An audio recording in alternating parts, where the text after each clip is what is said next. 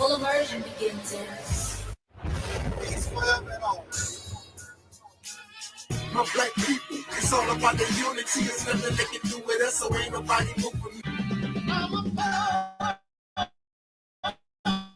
man. No.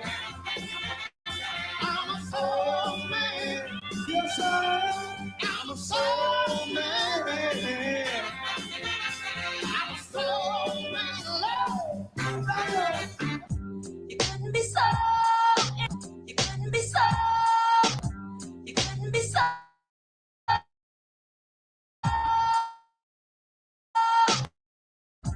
You couldn't be so. What I learned from a bum, maybe it's what not to do.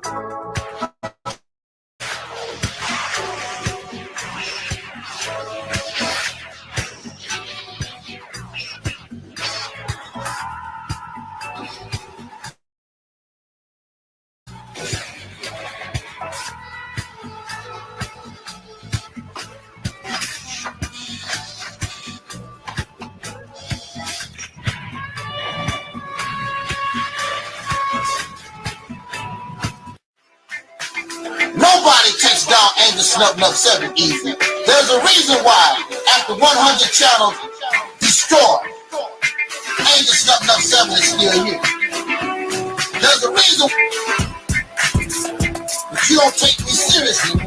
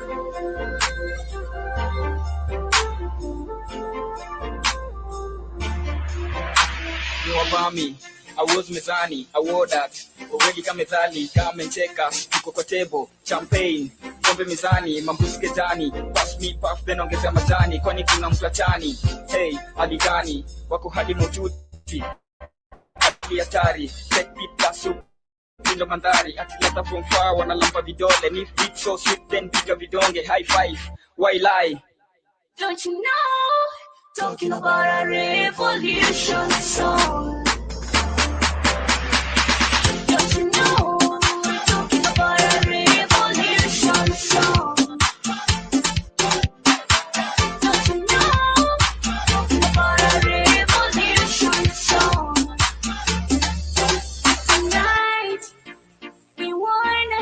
Time of our life.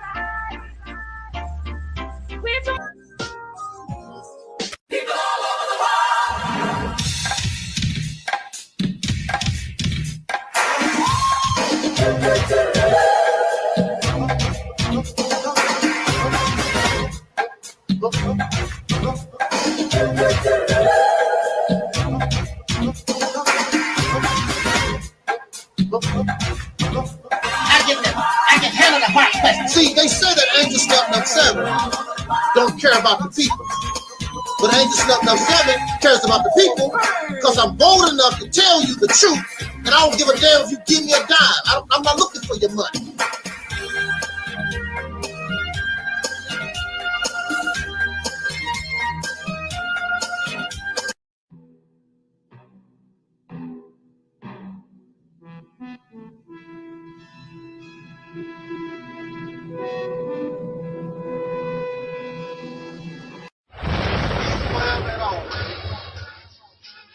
My black people, it's all about the unity. There's nothing they can do with us, so ain't nobody. We are in a state of emergency. Prejudice. Wrote a song about it? Like to hear? Here it go. Free your mind. It's so growing. Just keep it going. Hey, Angel Snuff 7. What's going on? Oh man, y'all go over there and subscribe to our brother Angel Snuff 7. This man has overcome some stuff that I don't think the average individual could overcome and fight their way out of. You're a true warrior. I got a lot of respect for you. I know you done been through a lot of stuff on YouTube, but these people could not walk in your shoes and come out. They couldn't. Angel Snuff 7, y'all. Make sure y'all go subscribe to his channel. I'm telling y'all, this man is like a real warrior. Like, he's a fighter, the real kind, not the one that just be talking and running their mouth. The one that really fights and keeps going and going and going. Even when even when the chips are down, you got people that get up, dust themselves off, and keep going. That's what Angel Snuff 7 does. It's so growing. Just keep it going.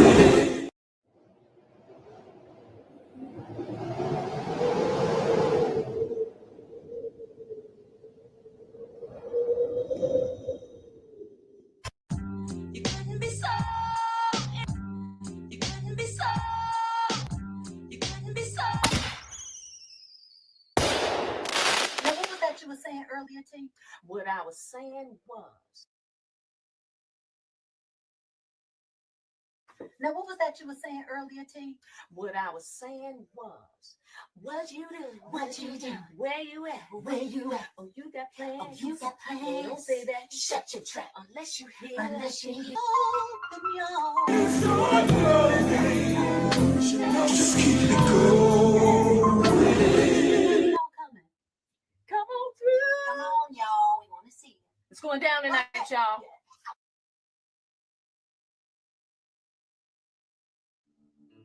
Throughout the 19th century and all across the United States, brand new settlements popped up along the American landscape as folks migrated west. Towns were especially seen post-Civil War, when the country wasn't embroiled by conflict and could focus more on westward expansion. No such town defines this latter sentimentality quite like Wild West lore, both built and established entirely by African Americans during the Reconstruction period. To understand more about its longevity and surviving the test of time, as well as to shine light onto one of the most fascinating bits of American history, here is a closer look .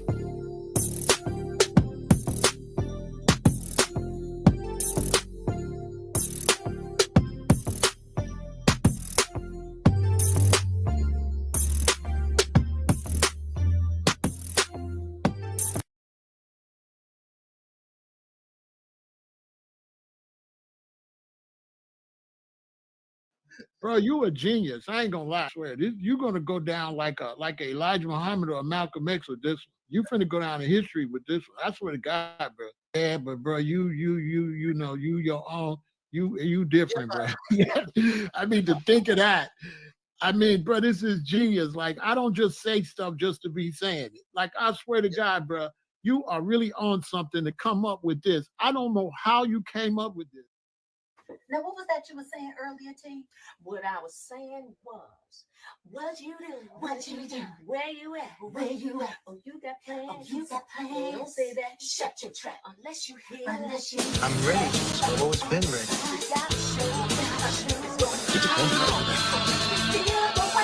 I've wanted to be a part of this group since I was 2 years old.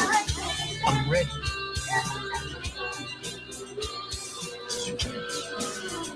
That's all. Joseph, I'm not myself. Trust me. We didn't have a choice. We was already doing for ourselves. We don't need to believe no more. We need to know.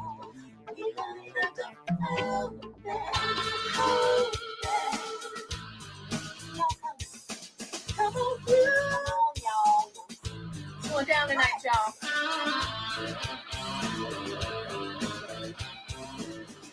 Y'all coming. Come on through. Come on, y'all. We want to see you. It's going down tonight, y'all.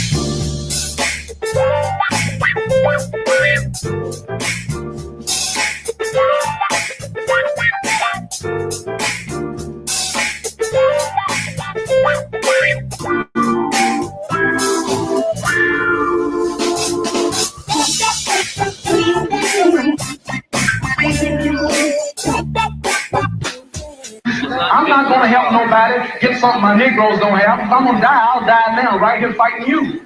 If I'm going to die, you my enemy. My enemies are white people, not Vietcong or Chinese or Japanese. You my opposer when I want freedom. You my opposer when I want justice. You my opposer when I want equality. You won't even stand up for me in America for my religious beliefs, and you want me to go somewhere and fight, but you won't even stand up for me here at home.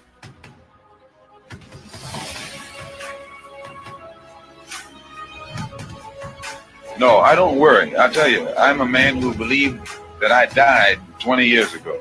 And I live like a man who is dead already. I have no fear whatsoever of anybody.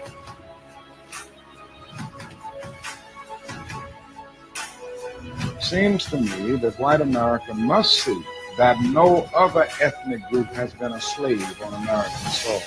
America freed the slave in 1863 through the Emancipation Proclamation, but gave the slaves no land. And at the same time, America was giving away millions of acres of land in the West and the Midwest, which meant that there was a willingness to give the white peasants from Europe an economic base.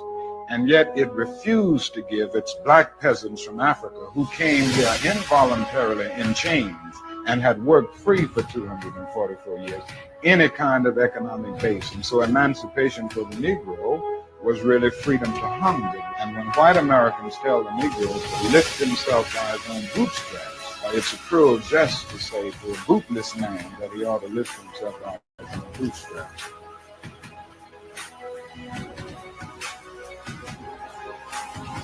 I'm saying that the nation of Islam should evolve into what we call the reality's temple on earth.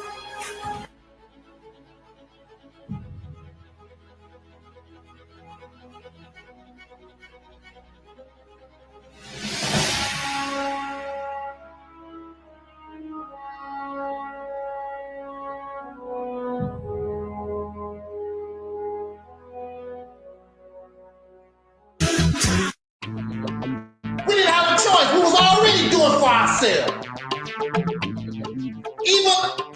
Even with all the oppression, we were accomplishing things far greater than the black and blacks have done.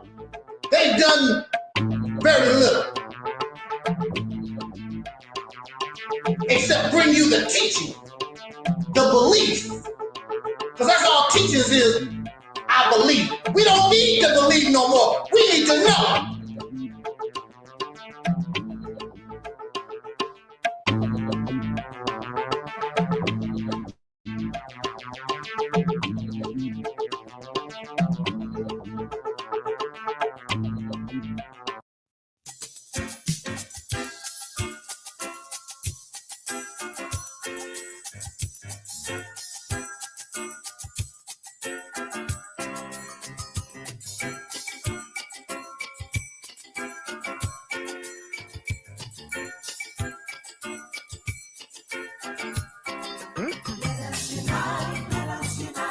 Everybody join.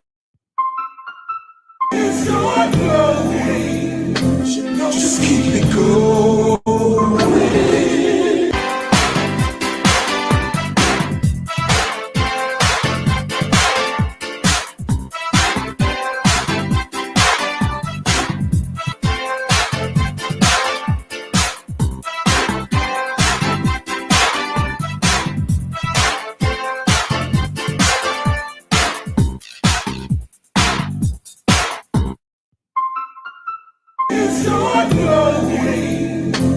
Just keep it going.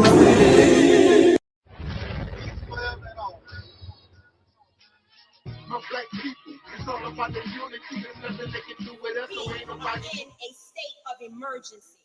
Prejudice. Wrote a song about it? Like to hear it? Here it goes. Free your mind.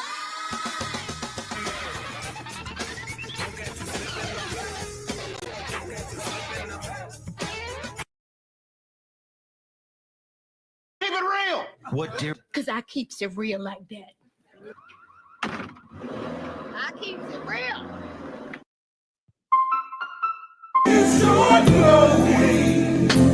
Just keep it going.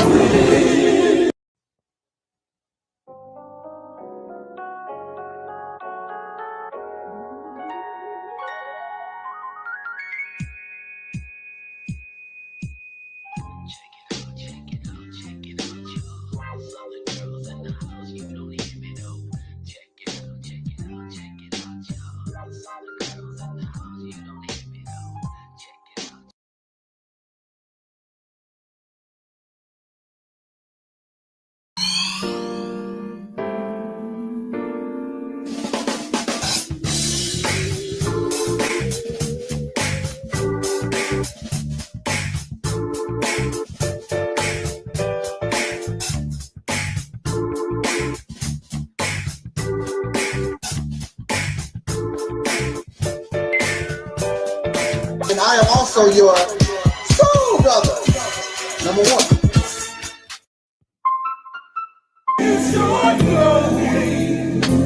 Just keep it going.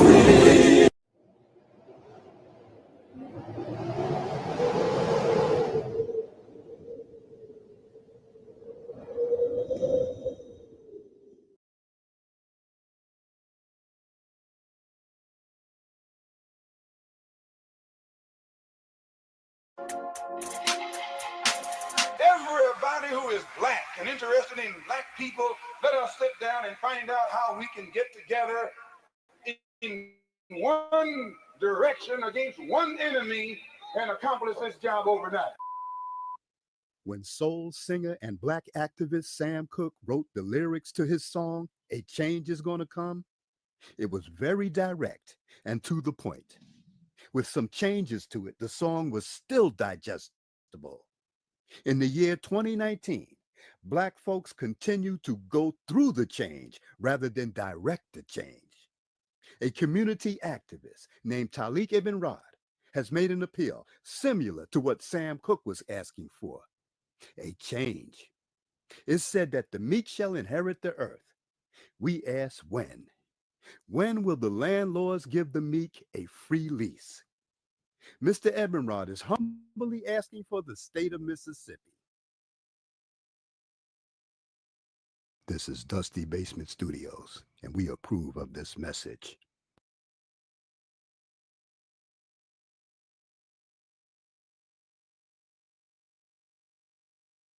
Right.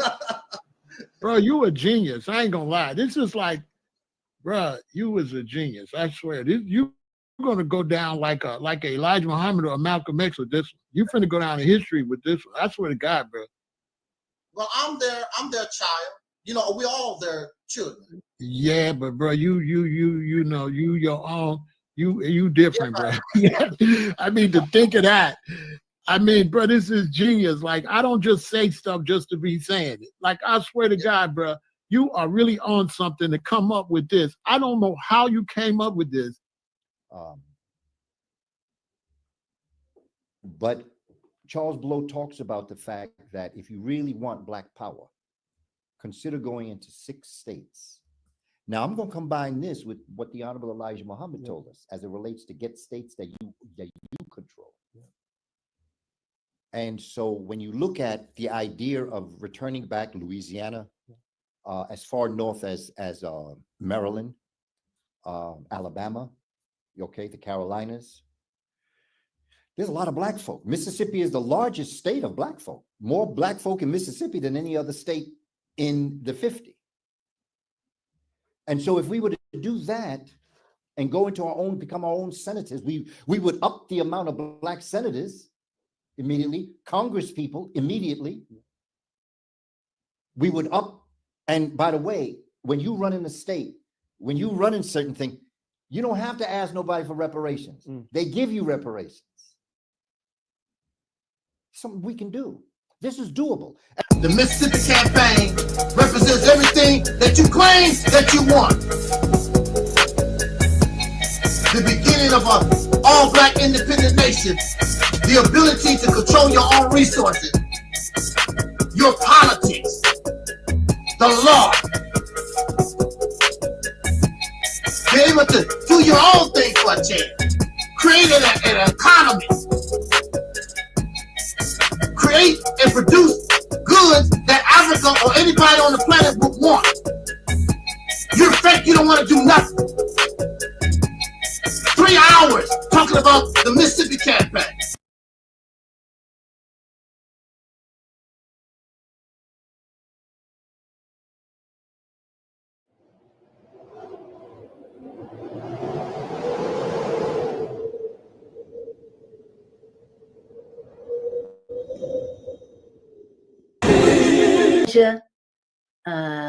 Let's see, Taalik says, can you send a shout out to my platform, the Realities Temple on Earth Internet Ministry? Our theme this year is After Purge Comes the Heal. Shout out to your platform, Taalik.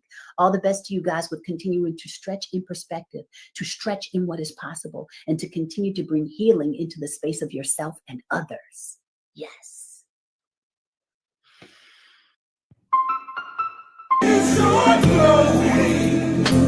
Just keep it going.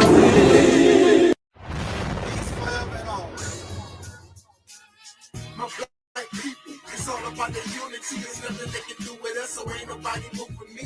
Like the king, we make it plain and simple. Bringing knowledge and fire at reality's temple. Reality's temple. My Black people, it's all about the unity. There's nothing they can do with us, so ain't nobody move with me. Like the king, we make it plain and simple. Bringing knowledge and fire. Just keep it going. And you don't realize it. You don't realize it.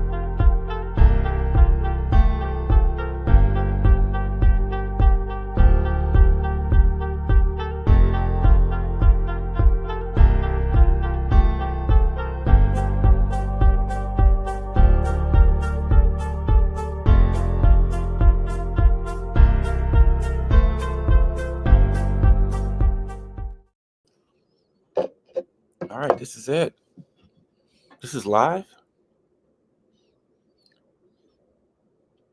My man look just as confused as I am and shit. Like, what the fuck is going on with this shit? Don't you, Christopher? I got a fucking headache from the first 10 minutes. Huh?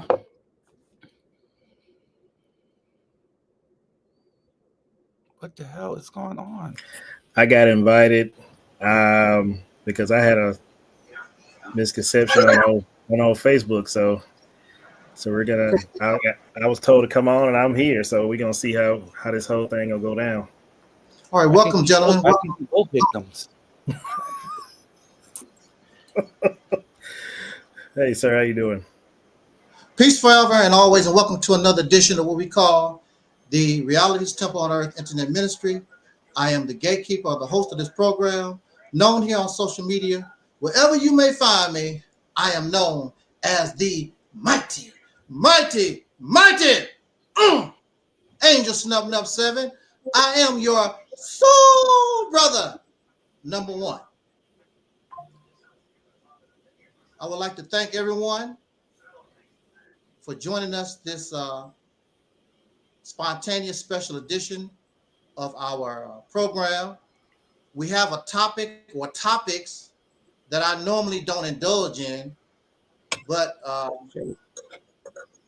was introduced to some gentlemen on Facebook and certain groups, and like I always say on our platform, I could be wrong. I never say that I'm all knowledgeable. I never say I'm the almighty or nothing like that. I could be in error.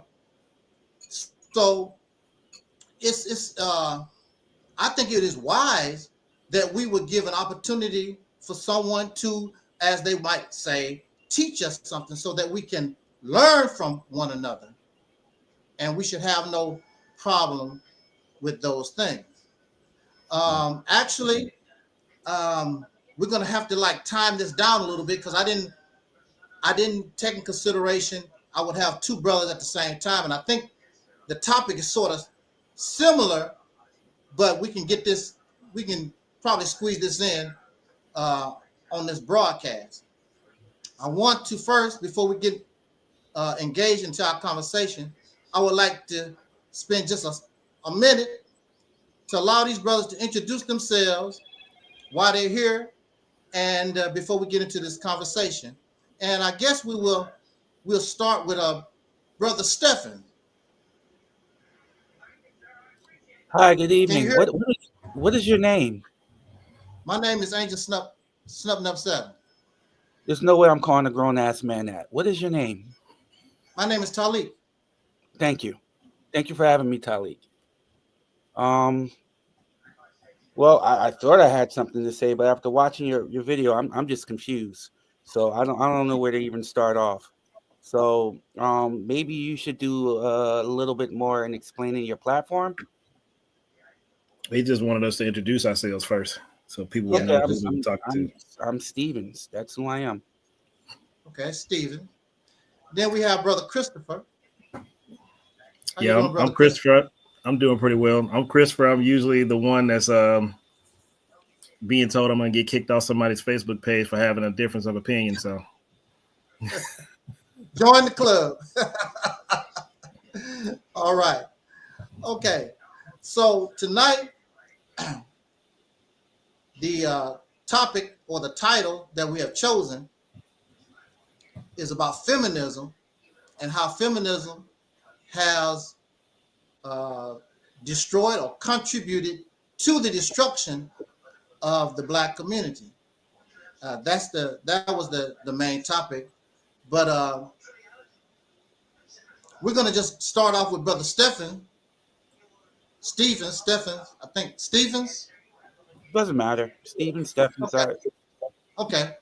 We're gonna begin with the brother. He wants to, like I told you, we'll give you, whatever you want to say on the subject that you choose, and then we'll talk about that.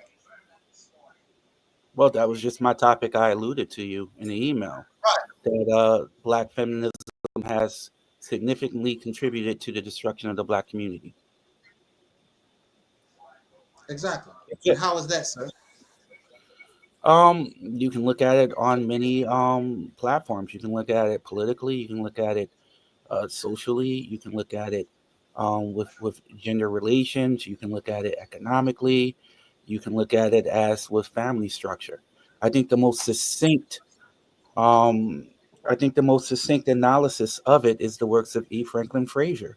He told us this about when he wrote the Black Bourgeoisie. What was that, in the early 80s? It seems like everything from those published writings in his later years have come to manifest themselves. So that would be, the content I would rest on. That sociologists work. Who is this?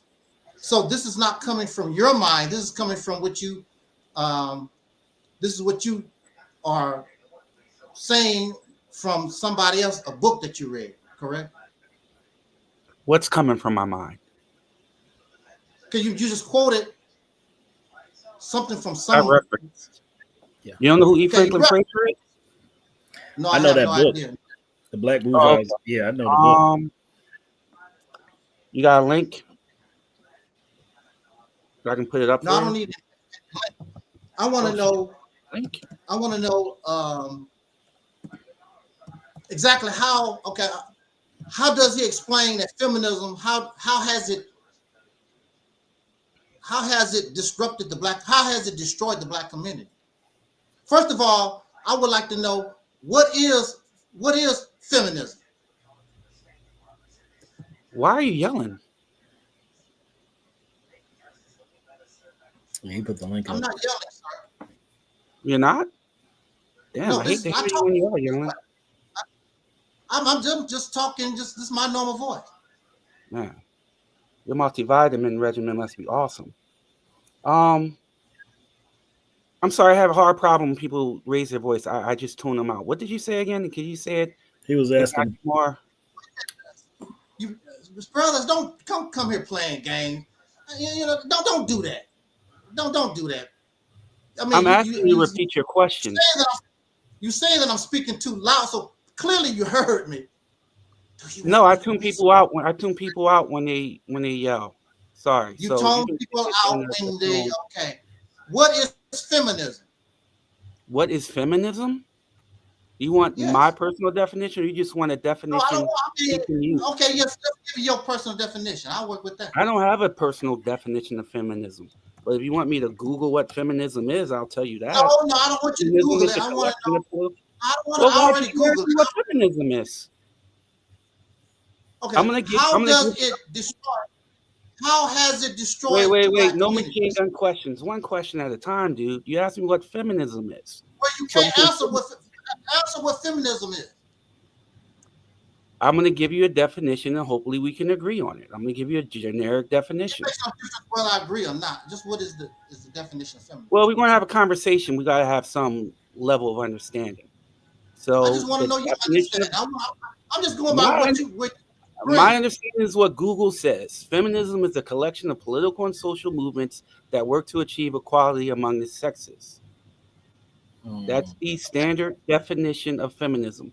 If you want to abbreviate from there, or you can go from there, you can do that. But I don't have a definition of feminism. Okay. I'm not a dictionary. All right, now, so how has it destroyed or how has it affected the black community?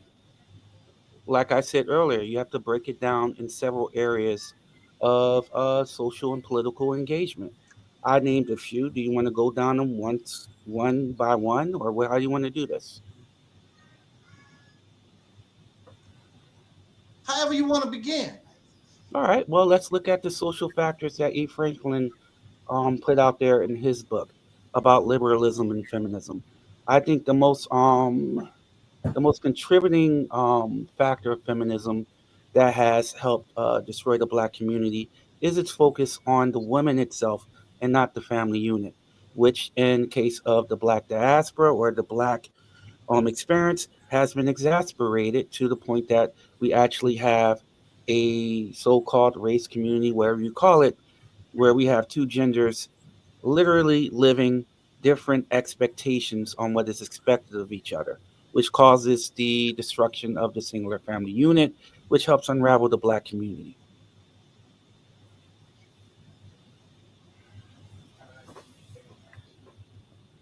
Okay. So what is suggested is that the black family was together before feminism. It was all right. It was working perfectly fine before feminism. Is that what you're saying? I'm not saying that at all. That's what you said. I didn't say any of that. I said what I said. Right, but you said that it unraveled or it interfered with, I guess, traditional family. Mm-hmm. That's Okay. what I said. I don't know what you said. Exactly. Okay. So you said that so there was it was better when we had traditional family before feminism. So the black community was just fine before feminism, because I wouldn't go that far. I didn't say that. You said that. Yeah, I wouldn't go that far at all. That's what you're saying. Why would you jump to such a hasty conclusion? That's what I'm hearing. Is that, well, it seems like you're hard of hearing, because none of that came out my mouth. So what are you saying? Everything you said was a hasty generalization. Clarify what you're saying then to us. I don't have to clarify. I think it was succinctly, perfectly stated. One of the most glaring contributions Black feminism or feminism has had on the Black community, wherever you want to call it, is the unraveling of the family unit by placing more emphasis on the singular, the woman and the womanhood empowerment, than the whole unit as combined. Okay. That's not where we're coming from. Right. So in the definition of feminism, where does feminism talk about, let us unravel the traditional family unit? Where does feminism say that? Toward the Black community, that was the whole thing toward the Black community, because they were teaching that we should separate and the women be empowered and on their own while they kept their families together. So that was the whole notion of it. As far as feminism, when it came to Black family and nuclear Black families. But, they didn't do that for the most part in the beginning when they were pushing feminism to their families. They kept their families together. There was no separation except, and most of it to me was a big money grab anyway, because if you look back to it, there was no purpose of even pushing feminism. None. So now you got all these folks saying, woman independence and all this foolishness, and it only helps people who make money from it for the most part. It doesn't really help any nuclear family now. I can't speak for it back in the 60s and 70s. I mean, I'm a 70s baby, so I was a baby when it was really pushing. But just looking at the history of it and looking at it now, I don't think it worked out for anybody. That's why you got a lot of folk crying about, they push all that female empowerment. Now they're whining, talking about, I want a man. I need a man. I don't want to be alone. It's too late now. You ruined it. And as far as, I don't think, now my personal opinion, nothing against Stephens, my personal opinion, I think lack of education through financial, having your financial anything straight destroyed the Black community. We don't create, we consume. We consume now. That never cut off. And, if anything, I want to say I blame the church, because the church get the most of the money. I think I looked up the other day, said Black church overall make about $3 trillion. And not even a piece of that go back to the Black community. So once we start, and then I'm afraid to even say this, but once we start in a whole putting ourselves together financially, then there's going to be some law get changed or something get done to destroy that. Because every time we try to build ourselves up financially, then it's an issue. We're doing too much. So, and the unfortunate part is, I told my daughter this, my middle daughter, I said, we probably won't fix it until her kids, get to where they have figured out that this was a bad decision. We'll be dead and gone dust by the time they figure it out. Hopefully it won't take that long. Hopefully that our kids will see it and say, wait a minute, we need to move another direction. So, because most of the people who got into feminism in a young age, now they are older, their elders going, we screwed up. This was stupid. We shouldn't have did this. It's too late for you now. Now you're a cat lady. You're a dog lady. And unfortunately, you've already taught your daughter, so now they're pushing it. I agree with Christopher's sentiment. All right. So now, go ahead. I would say now, I think the best thing that we could do, for us is I actually tell young people, to fall out of the foolishness, don't get with that girl if you're not looking to marry her. Don't get with that guy if you're not looking to marry him. You know, get your education as far as financial education up. You know, why are you even looking to be anything if you can't take care of yourself? That's crazy. I think once we start doing that, that'll take away from food stamps, TANF, SNAPs, all that, because that's how they make most of their money, through the bad decisions of that. And then once we take their money away and go back to being a nuclear family, we can have some kind of social change. Right now, we just, we lapdogs. Mm-hmm. We need snaps. I need help. You got 30 or 40 TikTok pages out here saying, hey, I'm going through a bad time, going through a situation, send me some money. Because there's no education on how to make money. Can't get a job. AI's taking most of the jobs.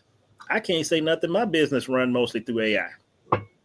You know, so if you're not learning AI, you're missing the curve. And folk out here trying to I saw a friend of mine yesterday who has he has a certification to be a welder. He's at Burger King trying to get a job. With a welding certification? No, he has his certification. He could MIG and TIG weld, and he was at Burger King trying to get a job. What area? Yeah. What area? What do you mean? What area is this? This was DeKalb County, but I helped him. Georgia. I actually got him some help with Goodwill and got him in a position to do better, because he didn't even know. So when we get around each other and we try to, how can I put this? We get around each other. I would always say to folk I know, if your circle all thinking the same and it's not for the positive, it's not for the upliftment of your people, you need to find a new circle. Maybe all y'all talking the same foolishness. So he did not know he could go to Goodwill for any kind of education or anything. And he had been passing it for months, living in a hotel, paying $100 a night, door dashing and all this other stuff. So we gotta get, I mean, feminism aside, we gotta get back to a point where we are producing. We gotta cut this consuming. Because I mean, what was somebody said, if the black community got together as a country, we spend enough for a small country. Yes. We'll be like the 8th richest nation in the world. Right. Yeah. So I think a lot of times we ourselves are scared to come together. Because at one point when I first started my business and I started making money with my business, I'll be honest with you, I was terrified when I made my first $10,000 because I had never done that before.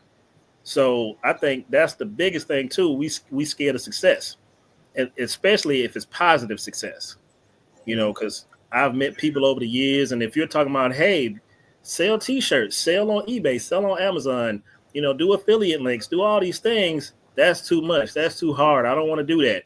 But if you say, hey, let's go hit this lick, hey, let's go get this bag, everybody's all for it. I've never understood that. Because that's actually harder than doing the other stuff. Exactly. So we gotta get us out. That's why I love these platforms. We gotta get out of it. We gotta get people more into the mindset of getting out of the raggedy mindset, whether it be feminism, hood stuff, ridiculousness, ratchetness, all of it. Because it ain't benefiting us as a people. I agree. I also like the point you made.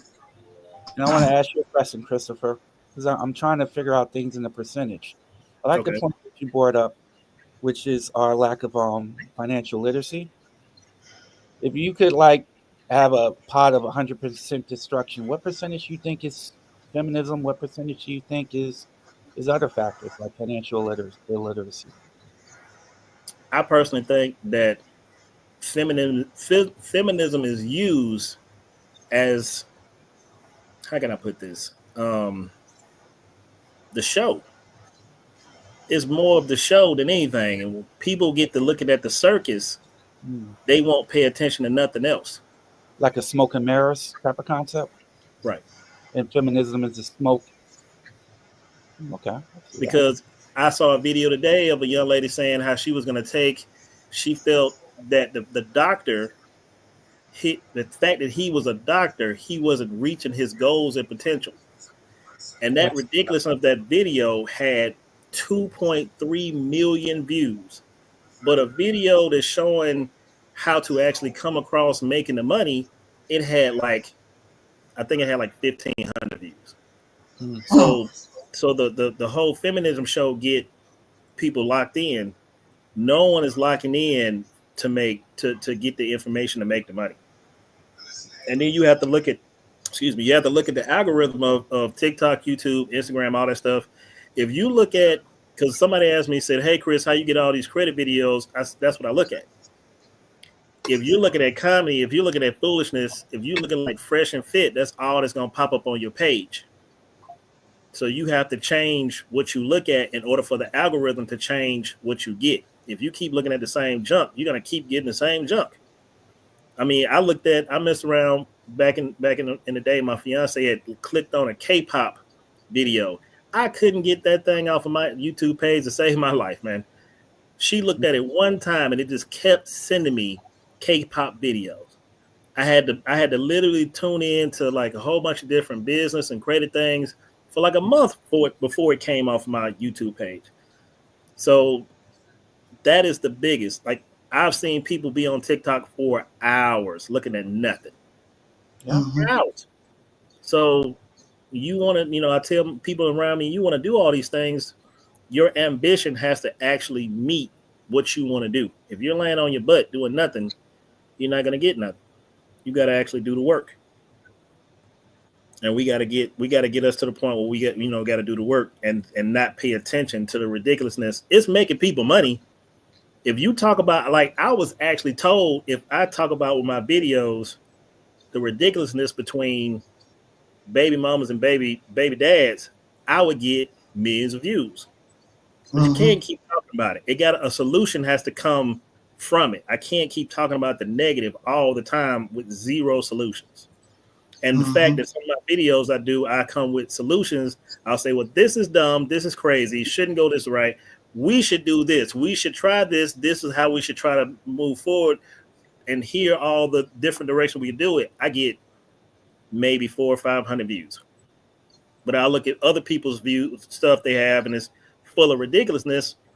100, 200,000, 1 million, 2 million views. So that's why I said I think our kids will probably end up fixing this situation.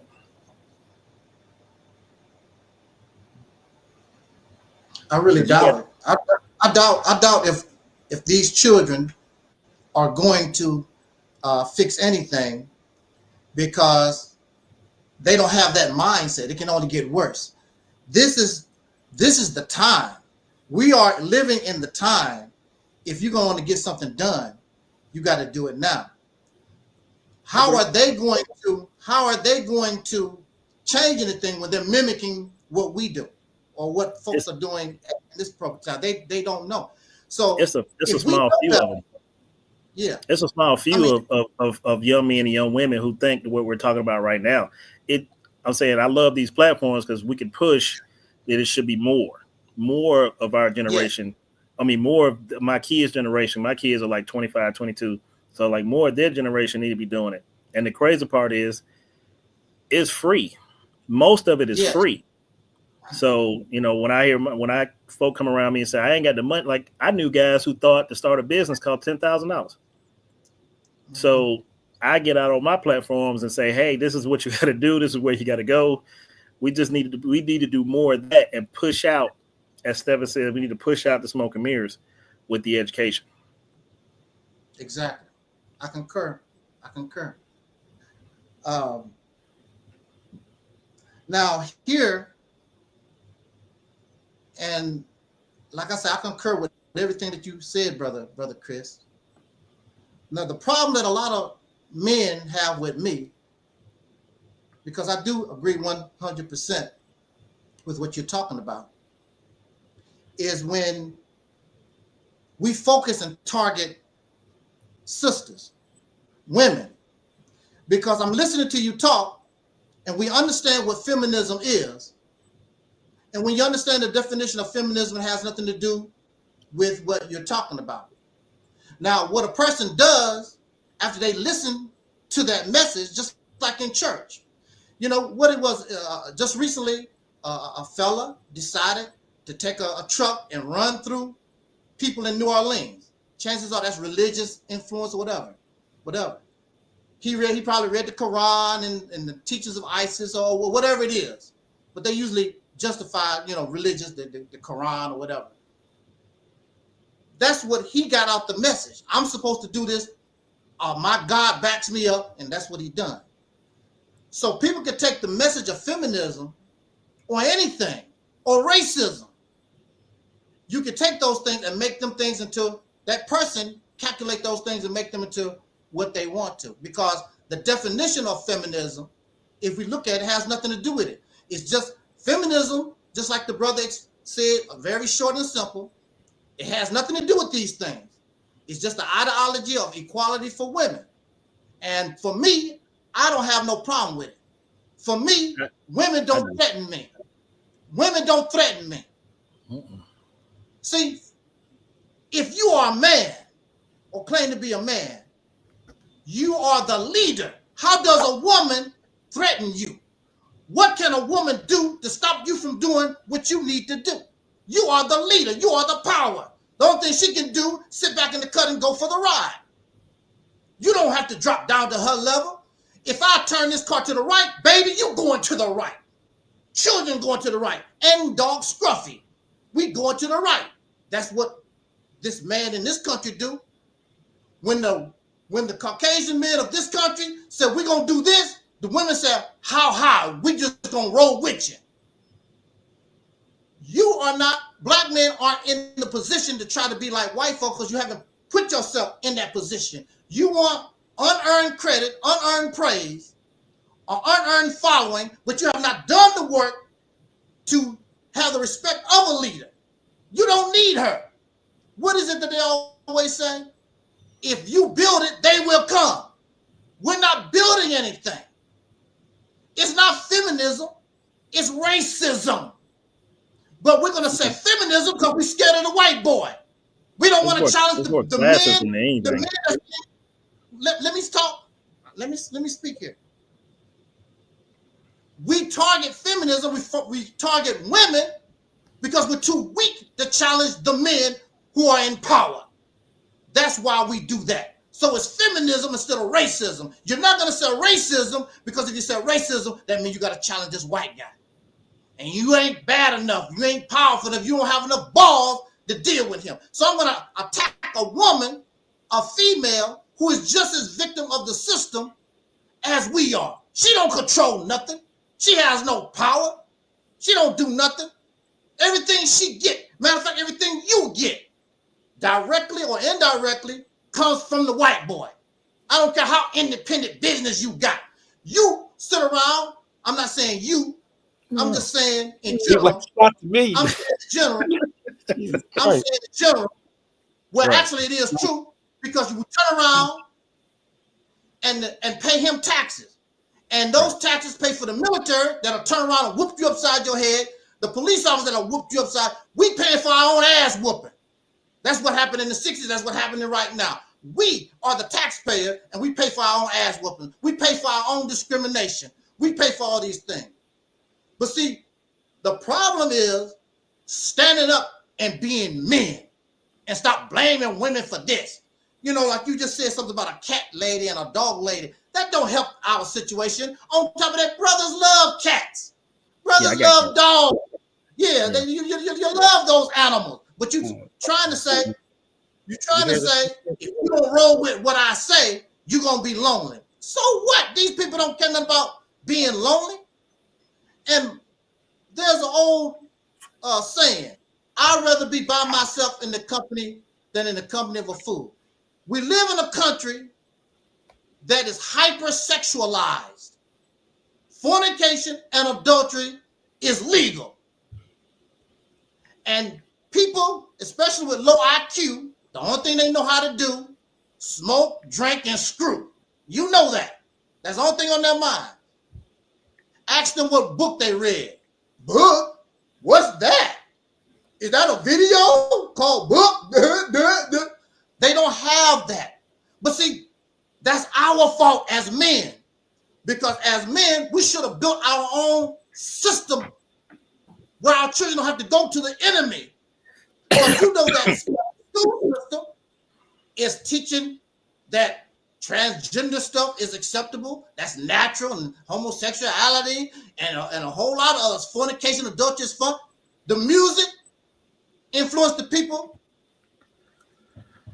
to be fornicators and adulterers because that's easy. My mama, may she rest in peace, my mother said, because my mother was real, my mother called herself a illiterate, ignorant fool. My mother said that because it was true. And the only thing I know how to do is smoke, drink, and screw. And she told us that. I want you better than me. Because that's all illiterate. She said, you know why? Because it's easy to do. If being a fool meant that you had to get a college degree, we wouldn't do it. But all these things, it's easy to screw and make a baby. But it's hard as hell to take care of. And plus, on top of that, they don't even really love children. A lot of these people are making babies because they are expected to. And that's the only way they know how to feel like, I'm a man, I'm a woman. Because when they finish getting drunk and when they finish screwing all like that, the next subject is, me and my kids. Look at my son. Look at my daughter. Because that's the only way they know how to feel to be a man or woman. But see, we as men go beyond that. Because we as men should be able to say, look at our nuclear power plant we just put up. Look at these roads we just laid down from California to New York. As men, look at our skyscrapers. Look, that river was going there. We made that river do what we want to do. We took our bulldozers and we changed the river, made it go and do what we want to do as men. But see, it takes men to do that. And it takes an example of men to be an influence on the young boys that's coming up. That's why I say nothing's going to change if we don't change ourselves the now, because we are the examples of these boys. Look, when I was growing up, it's sad to say, I had no male example. And my daddy was in the house. My mother was married 2 times. So her first husband died, and then she married my father. He was in the house. And he acted like I didn't even exist. He would come in the house, didn't even say hi to me. Just walk through. He didn't pay no attention. Oh, the man got to be in. Well, the man was in the house. So what? There's a lot of men in the house. Don't mean nothing. What's the sense of having a man in the house and he's a fool? My father was nothing but a drunk. He was illiterate. The only thing he know how to do, screw and get drunk and die. And have as many babies as he could. Matter of fact, we even made a song about it. Remember, Papa was a rolling stone. That ain't nothing to laugh or be proud of. But a lot of us, we know about these things. Your father messed around and had whole other families elsewhere. And this was before feminism. Don't you know, I never seen my grandparents kiss or show affection. And they was married for 50 years. I never seen my grandfather hold hands with my grandmother, whatever. And this is how it was. We talk about traditional marriage. When we talk about traditional marriage, we ignore. Of course, some of them was beautiful, wonderful. But a lot of them was just, I'm there, so I can say I'm married. You know, this is my husband, this is my wife. They both, and folks is miserable for 50 years. It ain't real. And a lot of it wasn't real. How can it be real when, especially during that time when my grandmother was coming up, how could it be real when she know her husband going out messing with all kinds of women? There ain't nothing she could do about it. Just like the slave master. When that white woman, she knew that her husband was going out there messing with them slaves. She knew that them light-skinned babies, that was her husband's baby. There's nothing she could do about it. But if we're going to come up out of here and be men, we can't sit back and blame, oh, the women do this. No, I want to challenge the men in power. If you don't challenge these men in power, these new men coming across the border, brothers, in 10 years, they're going to be knocking your children back down to the bottom. And we've been here for almost 500 years. These new immigrants coming across the border, in 10 years, your children going to be asking, well, your children going to be asking them for a job. Can I have a job, Senor Pecaro, Pedro? Because we don't get our act together. And so, yes, I don't advocate ratchet behavior. Women messed up. Women are messed up. But from my point of view, you straighten up the man, because the man's supposed to be the leader. You straighten him up, and all these others will follow behind us. Straighten our own gender. We got brothers on the street right now with the beard, pants sagging. We scared. We won't even approach them. We scared of them. And you should be scared, because you come up to them the wrong way. Look, OG, you better get the hell out of my face and put a gun in your head and blow your brains out. You're scared of them. It's easy to attack women. And I wouldn't attack some of these women in person, because some of them that got rowdy, they'll pull out a knife and a gun and blow your brains out. And what they say, it's easier to catch bees with honey than vinegar. You know, calling people cat lady and where are we going with calling this? people these different names and all these, that's not going to help us.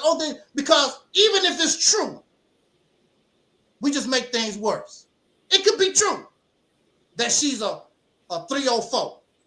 It could be true that he's a Pookie and a Ray Ray. It could be true. But when we approach people like that, because you don't want to be treated like that. You don't want somebody to come to you and calling you out your name, disrespecting you like that, even if it's true. I used to, when I was in the Nation of Islam, I used to go to, and I didn't even know it, because I was shielded from this stuff. I used to go to houses of prostitution. I didn't even know. I didn't even know what they was. But I treated the sisters and their Johns. I just brought the Muslim newspaper. How you doing, brother? You listen to Elijah Muhammad, blah, blah, blah, blah, blah. I've never called people out their names or whatever, because I'm not perfect. I'm not perfect. So I just want to encourage people to do better by my example, because I come from the same place. I come from the same doo-doo place, the same ghetto, the same place that you are. I'm not better than you. I'm not smarter than you. But we can do this. That's where I come from. I don't like talking about women. Women, the sisters, when you get these women on board, and maybe none of you have experienced this, but I have experienced this. When women get on board with you, you just don't know what kind of power you got. When we talk about the Black Panther Party, don't you know it was women that backed that party up? When you talk about Dr. King, it was women behind that. That's what it was. Women get behind you, get the power. Go, go, go. They support you. You never had women because they love you, not because of the tradition. You never had women cook for you because they just love you. That's my brother. That's my husband. They just cook for you, not because I got to. I'm cooking. I want my man. I want my men to feel good, because when they go to war against our enemy, I want them strong. That's what I want for my man. You never had that. You never had that before. Support. These young girls never had that. I opened doors for young girls and older women. Because when I was coming up, I was taught to be a gentleman. I still open doors for women, whether they like it or not. Matter of fact, I even do it for the brothers. And people are like, what are you doing that for? Just, that's being kind to another human being. We used to be like that at one time. We wasn't perfect, but when I was growing up, we used to do that for each other at one time. Help somebody with their groceries going to the car and things in that. We used to be kind, and now it's you this and cussing and people think that they're better than somebody. We're not going to get nowhere like that. And like you said earlier about the unity thing, you can't unite with nobody when we have these behaviors. You're not gonna get nowhere this way. So we read all these books. I stopped reading books. You know why I stopped reading books? I stopped reading books because it took me from myself. You know why I stopped reading books? Because it took me from myself. When you read books, that's somebody else's ideas. That's somebody else's life. That's somebody else's research. That's somebody else's thoughts. That's somebody that belongs to somebody else. Regurgitating. What do you think? People, well, you know, the Bible said, the Quran said, no, what do you say? So-and-so said, what do you say? What do you discover? You don't have a brain? You don't have 5 fingers, 10 toes like this person? What makes them so special that their research and everything they say is so great and you can't do it on your own? Because that's a reason to stop reading? Wait, I know you said not. I know you said not to interrupt people. But that's a reason to not read? I will still read. No, what are you reading if you're not reading books? What are you reading? I will read. I will read, but I don't do it and allow that to become part of my mind. I can think for myself. I don't need you. You will read, but you won't comprehend? Is that you're saying? No, you will read, but you won't comprehend? I comprehend very well. Say what you just said again. I can show you papers to the Supreme Court. They understand. I can write papers all the way to the United States Supreme Court. Say what you just said again. Just repeat what you just said. You will read, but you won't what? But I'm not going to allow that to become part of me, because I can think for myself. You won't read. You won't read to comprehend. No, I can comprehend. What does comprehend mean to you? What does comprehend mean to you? To seek certain information. I can what does comprehend mean to you? What does comprehend mean? To understand. Understanding something. So you'll read, but you won't read to understand? But I understand. I'm reading to get not your personal opinion. You understand you understand that you're reading not to understand. Is that what's going on? If you want to play the stupid game, you can play that. I told you. We here at the see, this is the attitude. You were there at the this is the attitude with this man guy, this Stephen guy. This is the attitude. This is the reason why we can't get nowhere. Smart aleck, old ass Negro that think he know it all. You come here, you know it all, but you quoting from somebody else's book. Who the hell is Stephen? Who is this John L. Franklin person that you talking about? See this brother here, Christopher, came here, didn't quote a damn thing, spoke from his heart, from his mind. You come here, as soon as you come here, well, from what I read from John L. Franklin Jr., who the hell is John L. Franklin and Jr.? You don't even have a mind of your own. Made that up. It might be somebody you read and didn't comprehend the way you talk. That's the problem with many of us on social media. When I conversate with them, they are regurgitating from somebody else. And if that person isn't around in order to explain what they're talking about, then they lost. You couldn't even explain what feminism is. So you just explained yourself the last 15 minutes? You just explained yourself. Go ahead, I'll give you the a shot. I'm gonna be quiet. Go ahead, talk. Well, I got nothing but questions at this point. My first question is, no, you don't need no what type of Marcus vitamin regimen are you on? Because I don't know how the hell you got this type of energy this time of night. I need to get on your side. You're smarter than everybody. Come and teach. Go ahead. That's why I brought you here. I probably am smarter than you if you said you read, but you don't read. I've never heard that before. That's wild. You don't read? We're going to sit back in the cut and let you teach me. I don't think you're in a position to be taught. I think you want to hear yourself, which is cool. But perhaps the best part, can I speak? I tried not to interrupt you, but let me know when I can speak. I'll wait. No, go ahead. That's why you was here. Go ahead. Say what you got to say. I think this is cathartic for you, but after listening to you ramble, I think everyone's dumber from listening to you. I think you need therapy. I think you think you know it all. This man ain't talking. Oh shit! This man ain't talking about nothing. I ain't This talking about man nothing. needs therapy. Come and teach me. Come and teach us something. Okay, Aren't I you need older than therapy. me? Now, How old are you? I How old need are you? therapy. I need therapy. How old are you? Teach How us. old are you? I just got nothing. That don't have question nothing to do for you. with conversation. Teach How old us. are you? How old I are didn't you? ask you how old you are. I'm 46. How old are you? Don't have How nothing old to are you? teach. Can Don't I have say nothing to something, talk gentlemen? about. No, I don't. Can I say something, Absolutely gentlemen? not. I Go just got ahead. questions, dude. Go ahead, brother. Going Yeah, I from know what you you were do. saying earlier, Yes, one sir. of the reasons why I said that I believe our kids is going to fix the situation is because the powers that be put a lot of time and effort into doing what they did. I mean, as far as when we talk to the women, and yeah, a lot of people are a little too brash and a little too, or a lot brash, and because I'm good for saying I'm not going to pet you, I'm going to tell you straight how it is. I'm not going to pet you at all. Is we have to understand for like 30, 35 years, the court system felt that the kids, especially the sons, need to go with mom. So they got that one feminine energy. They don't have the masculine energy for the men to do what you're talking about.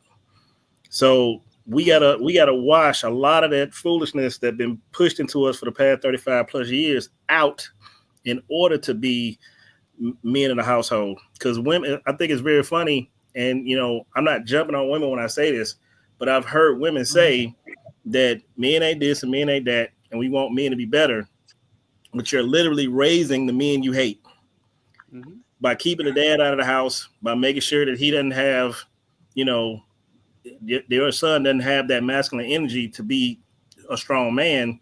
You're literally raising the man that you can't stand for the next generation.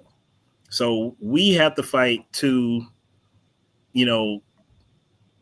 I say personally, through businesses, our own businesses, in order to have the money to get away from the system to raise those kind of men that you're talking about. Because just to do it, we can't do it. I mean, not right at this second, because again, they got think tanks, they got people to sit around and figure out how to get the women to think the way they think. They're saying that we want equality. You don't want equality. Women don't want equality. That means you would have to go through the stuff we go through. And they don't want, and they will say they don't want that. And then back to what you were saying earlier about racism, I don't think a lot of it is racism. I'm not saying racism don't exist. I'm saying I think a lot of it is classism, because there are black billionaires. So if it was racism, we wouldn't have black billionaires. But at the same time, I don't have to say you are not worthy to be in my presence. I just price you out. I just say, you can't afford to be over here. We get that. I've gone in areas when I used to do delivery services. Why are you over here? You don't look, your demeanor, your car doesn't look like you belong. So a lot of it I saw is more classism than racism, because ain't that many people calling me a nigger, or they calling me out of my way to make it sound like they're trying to call me a nigger. They just, why you over here? You look like you belong. Now, if I had a $200,000, $300,000 car, wouldn't nobody ask me a question, because I look like I belong. So again, out of everything you said, I listened to it intently. Out of everything, we just have to, on the same page, have to come into a position where the men and the women are thinking in the same direction to go from being consumers to being producers. And I don't like to say that that's the end short of it, but that's pretty much the end short of it. We have to become producers. I don't care if he's making shoestrings and he's making nails and he's doing recycling and he's doing delivery. Everybody got to stop trying to be chiefs. That's the biggest. I'm the main one. I go and I don't want to be in charge. I'll be in the back. I just want to do what I need to do in order for us to prosper. I don't have to be in the front. So we got to get away from wanting to be chiefs, and all of our words need to be the same exact word. And if we still got people who don't want to go in that direction, they ain't got to go. They don't have to go at all. All right, man. All right, ma'am.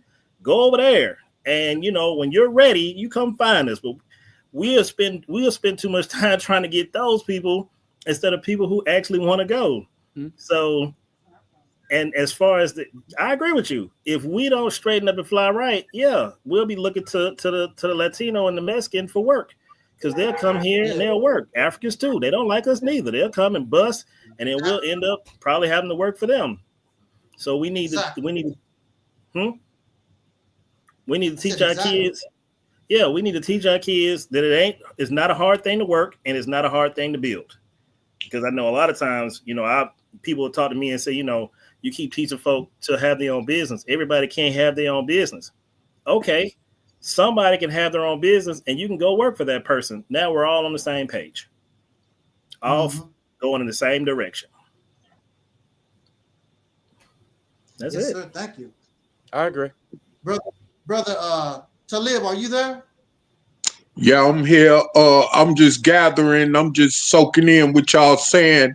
But I will talk in a minute. I just want to keep soaking in because I just came on this live. So I just want to keep soaking in what y'all saying so I could know where to go from. As far as women being as far as women sucking in the show or being pushed as far as being in the show with the ratchetness and foolishness, I've never heard anybody have a suggestion on how to fix it, how to get them thinking another way. Because it's easier for them to go be crazy and loud and stick their tongue out in the foolishness than actually to build with a family.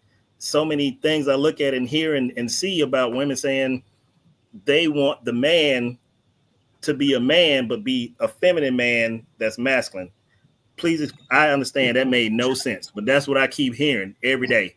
He need to be a man, but he need to understand my feelings. He need to tell me what to do, but he need to figure out how to tell me so it don't hurt my feelings. He need to be able to provide, but what I think provision is buying me a Birkin bag and taking me on these vacations. He can't tell me what to do, but he need to be able to lead. I mean, all of it is ridiculously crazy. So we need to we need to figure out a way to get them not thinking that way. So as I said earlier, they don't be cat ladies. I don't want them to be elder cat ladies. I would rather them be married to husbands who care about them and want to take care of a family. But that's not the reality. The reality is that they think if they do it the way they got pushed them all them years ago, and not all, but a good number, because if you ever see the turnout for women when it comes to feminism, they turn out in the thousands. But when it comes to anything else, it's crickets. So we got to figure out how to knock that down, which right now is going to be kind of difficult because they're deeply rooted in it. Yeah. So they don't want equality, because equality means you're going to have to go bust your behind like a man. You don't want that. As far as the I always said, as far as the LGBT, I always took that as a power grab, because most of them they deep rooted in getting money and having power. Especially when they took the civil rights movement got pushed to LGBT. And I blame us because we didn't push to keep it. Like once we got it, we felt we was okay and just kind of like, oh, we ain't got to do nothing. So they came in there and took it and they used it for them, and they made a power grab. And now they were trying to push a law a couple of months ago where they said if anybody from the LGBT community tries to talk to you and you turn them down, you could be arrested for a hate crime. That's how far they was pushing that. So where is this at? This was in Washington, D.C. when they were first talking about pushing that legislation. Of course, it got knocked down. The point was that they were pushing it. What was the name of it? I would have to look it back up because, like I said, it was months ago. Interesting. Put it in the chat. I'd like to look at that. So when I first saw that, I thought that was insanely crazy. But again, it was just still the way I saw it as mostly a power grab to be able to do what they wanted to do. It had nothing to do with them turning little girls into boys and little boys into girls. It had nothing to do with pushing if you wanted to be a furry or anything like that. It was mostly just a big power grab. And the powers that be not going to too much say nothing about it, because the biggest way you can destroy a people is affect their ability to reproduce. So if I'm locking you up and I'm telling you if you ain't got no dad in the home, and I'm telling you you're not a boy, you're a girl, you won't keep having kids, and I ain't got to worry about you. So I always say racism is really a big old gear. You ain't got to have somebody out there going with pitchforks and torches saying, we're going to kill you, nigger. We just grease the wheel of the foolishness.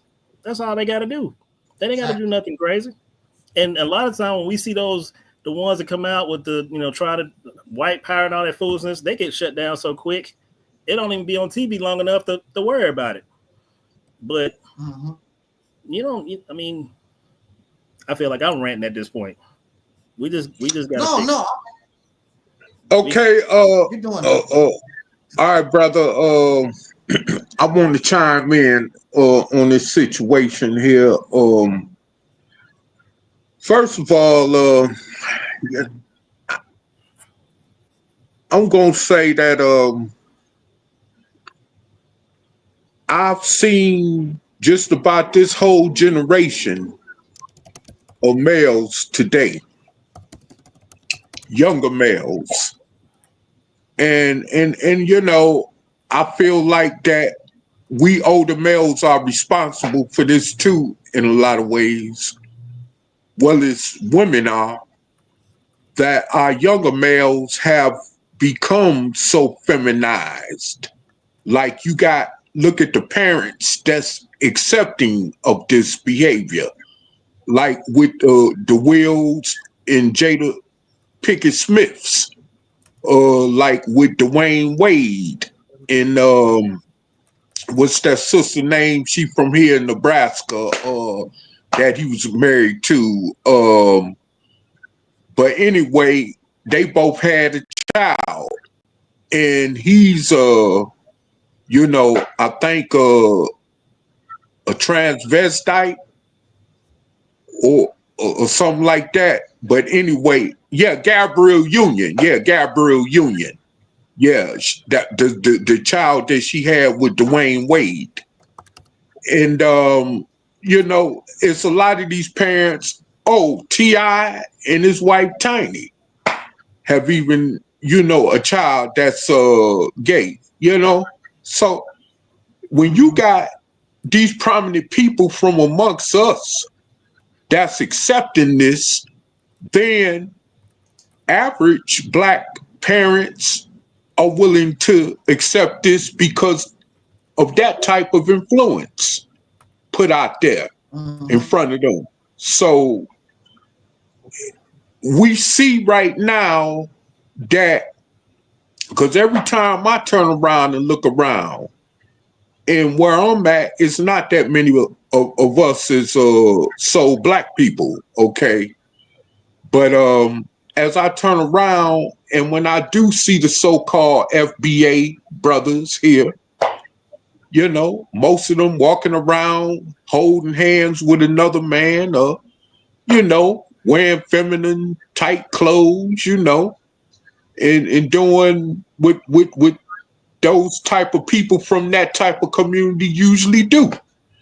And I mean, me as an older brother, sometimes I know I'm powerless over the situation because I'm just an individual, but all I could do is just, when I see that, is shake my head, because I mean, I knew that the power structure in this nation had always been gearing for our destruction. But it's like, did we learn our lesson from chattel slavery? Did we learn our lesson from the old school Jim Crow era? See, from the days of segregation. Did we learn our lesson? And obviously that's part of what indicates that we didn't learn our lesson, because now we're going backwards. Because if you go back to them periods of times that I mentioned in our history in this nation, we had more backbone in us as men, to stand up for something instead of just falling for anything. Now you don't see that.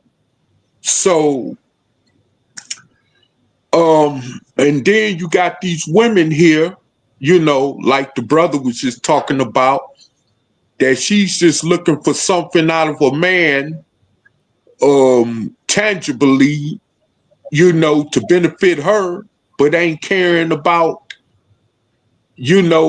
the opposite part of her relationship, you know, as far as what can I do to equally please this man? And so this is why you got movements like passport bros leaving, going to other countries, finding love. And look, I'm not promoting that when I say that, but I'm just telling the truth. It's a lot of brothers leaving America right now because they feel like they can't find the right type of woman here to that would you know, get behind them, you know, and help them as a mate, as they equally supposed to help each other toward growing to have the healthy type of family that we all want. You see what I'm saying? So at the end of the day, I feel like at this point in time, only thing we could do is as men, it's my opinion, I say we should reach out to these younger brothers out here. You know, I mean, yeah, we could try to work with the woman as much as we can, but at the end of the day, if she don't want to change, you know, by coming 50-50 with doing her part and helping us to heal through this situation that we're in as a people, then it'll be a waste of time to continue on trying to reach out. Now, with these women that would be willing to reach out, that's another thing. Okay, we could take that and run with it, but far as trying and wasting our time reaching out to these women that don't want to, or how can I say, that wants to be our equal, which naturally don't work, you see, because of the XYZ situation, then I feel like, you know, we're just wasting our time dealing with them. And that's what I've seen. I've seen a lot of brothers get frustrated and even wear themselves out with that, you see. And so, but I'm not saying that we should run from the situation, because there are sisters out here that'll be willing to get on the same team with us as other like-minded people to help to produce men from relationships instead of turning them into girls and then they want to turn into a woman. You see what I'm saying? That's what I'm talking about. So at the end of the day, I mean, it's unfortunate, man, because see, listen, I live in one of these cities out here in the Midwest where this stuff, and this is no shots at the LGBTQ community, you know, but it's like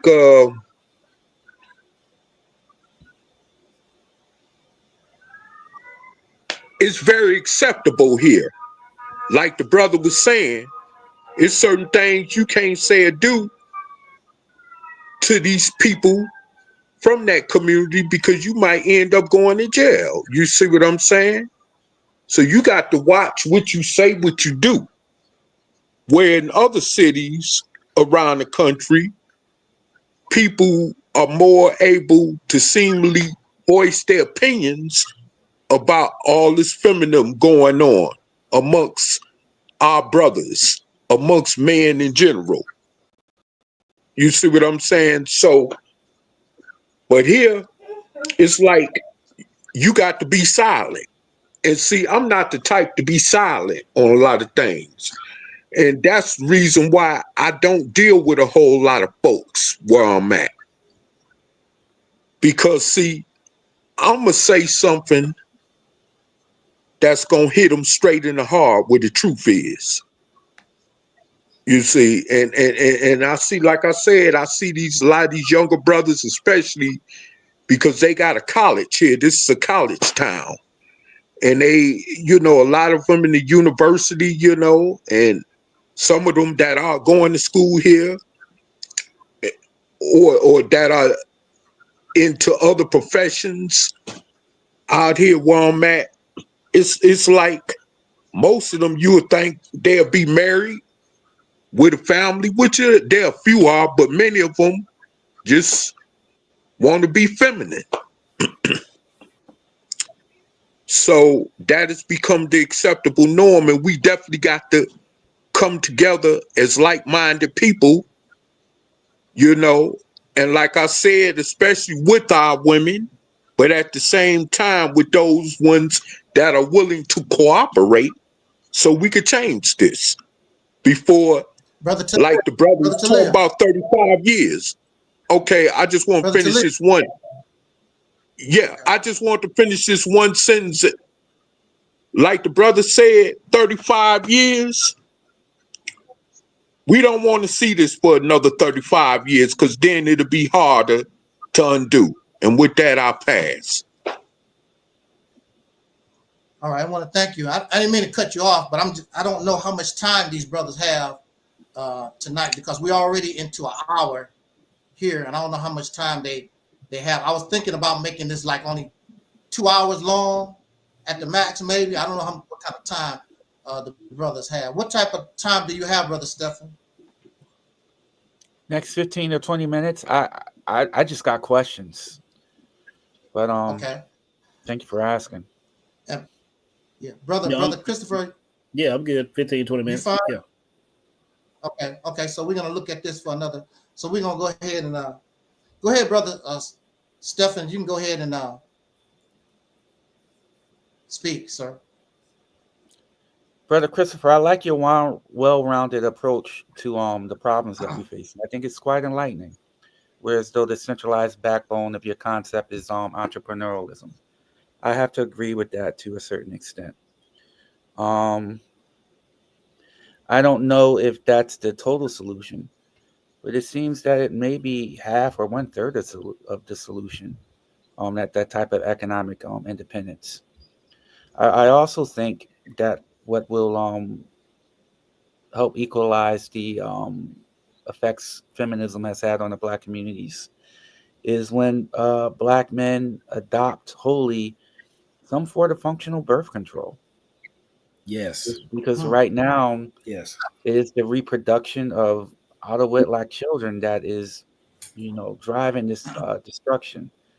And men are chumps. There is birth control out there, but we don't take it because of the side effects.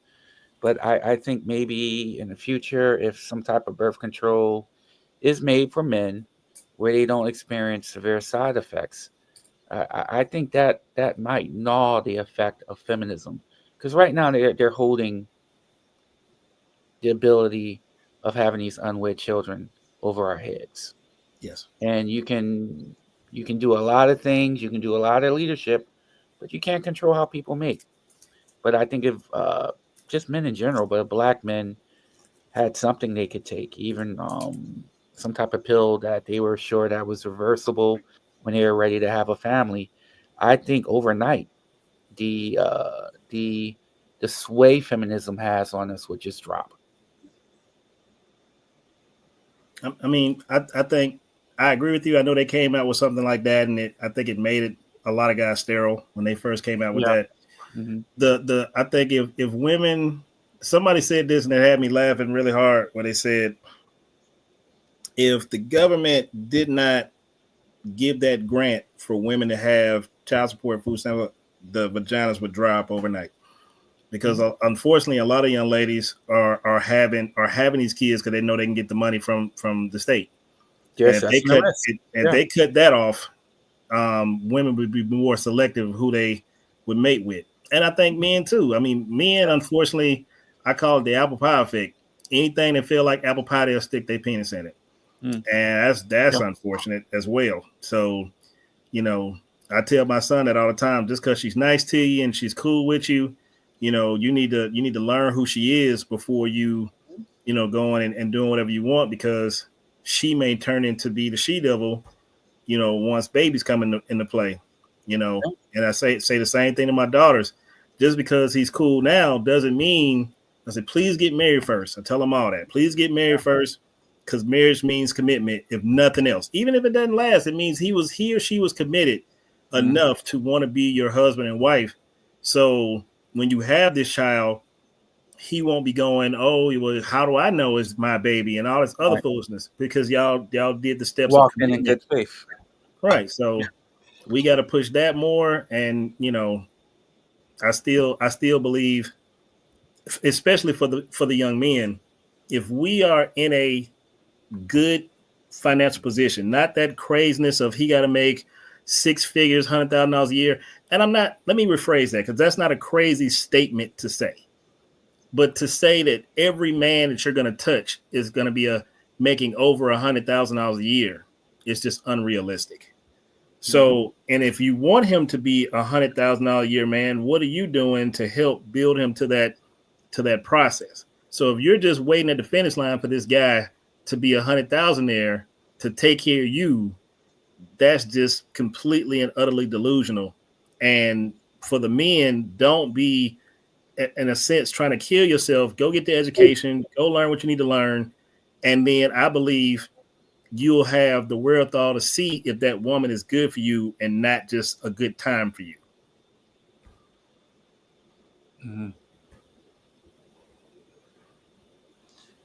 Yeah, I concur with what you're talking about. I made some notes here. Like I said, you guys don't have a long time. I just want to go through some of these things that may comment on some of the things that were said within the last few minutes. I want to say real quick, I don't know why, but we believe that the penis has special powers. Oh, is the man do this and the man do that? I've had a penis for a long time, and I don't remember it giving me special powers. But for some reason, we think because so smart. Because you have a penis, just because you have a penis, you qualify to be a leader. You know, you are an automatic husband. You're all these beautiful, fantastical things. Because I was born with a penis. I got a penis. I missed that one. I agree. It don't work that way. I don't think like that at all. Yeah, but I agree. People, it does. I mean, yeah, but you have this thinking that just because you have a penis, the man's the head of the household. Yeah, but you're a fool. True. You know, you're a fool. Now, from my perspective, who is the most competent should be head of the household. During the crack epidemic, you had wives and husbands that was crackheads in the house. And then you had a lot of children turn out to be using crack and end up in foster care and all like that. Oh, but the man is the head of the household. Matter of fact, from my experience, I saw a lot of men was the cause of women drinking and drugging. Oh, come on, baby, take a little smoke. I've seen it with my own eyes. I don't do that. Men cause the women to do those things. So here we are in a situation. We don't have the strategy of a bird. Because what do birds do? Birds build a nest. They marry before they carry. Then they have sex. Marry before they carry, yeah. Even if the little brains, they know they do that. We are in a situation, talk about love and passport brothers. We talk about love. As men, you should want to create your own nest. You and another man's nest. And all the problems you getting is a result of being in his nest. And there's nothing that you can, look, even these people know. The first people that was coming from up out of England to this country for religious purposes most of the time, they wanted to come to America so their children would not be influenced by what they left in England. I want to come to America so my children don't have nothing to do and won't be influenced by what was going on in England. You have to separate your baby. Even you, even I always say on our platform that we who are living right now, we're damaged goods because we are products of the cesspool, whether we like it or not. We're products of the cesspool. There's nothing that you can do about it. This is part of us. We're part of it. We're part of these things. We have to create our own nest. We have to create our own environment because this environment is what is created all this for you. This society itself that you did not build, another man builds, and he approves and he gives his okay. It's perfectly fine with him. You don't like it, get the hell out the nest. But you want to stay in the nest and try to work with it. And you're not going to be able to work with this nest. This nest is what, 300, 400 years old? You can't work with it. It is what it is. Unless you kick him out of power and you change it. You ain't bad enough to kick this boy out of power. So what you going to do? Because as long as your children are in here, I don't care what you do. You could be the greatest parents in the world. I just saw where Denzel Washington, I did not know this. Denzel Washington has a gay daughter who just got married. Denzel Washington. Denzel Washington just, Denzel Washington just kissed a man and justified it. He's no big deal to him. Because in this society, in this environment, all that is acceptable. All that is horrid-dory. All that's good. And you talk about men, a woman. That's what I just got through saying. Yeah. You say a woman's supposed to sit back in the cut and help a man make $100,000 a year or whatever. But that's not what traditional marriage was. No, I didn't say she can't sit back in the cut. She gotta have, like you said, actually, that she has to do her job and he has to do his job. Yeah. So she can't sit back in the cut and help him build. She has to be working too. And I don't mean like a traditional job. I mean she gotta be working. Well, the traditional marriage, that's what they done. Right. Traditional marriage, she sat back in the cut and he made the $100,000. The only thing she did, sit back and she basically was a housekeeper and took care of the children, whatever. Basically, she was a slave. Because they even call what do they call women's work? I'm gonna disagree with that one. What do they call women's work? Yeah. I mean her purpose is to help build that man. What do they call She'll helpmate. She'll helpmate. Yeah, I think feminism equated that. Yeah, she'll helpmate. She can't be a helpmate if she's sitting on her behind. So in order for her to help him build, she gotta be helpful in that regard. Now if she's sitting around, being a slave, I mean. Let me before I lose my train of thought. Okay. They call woman's work domestic work. Domestic work. Meaning slave work. No, domestic. That's what it is. Domestic doesn't mean slave. Domestic means domestic.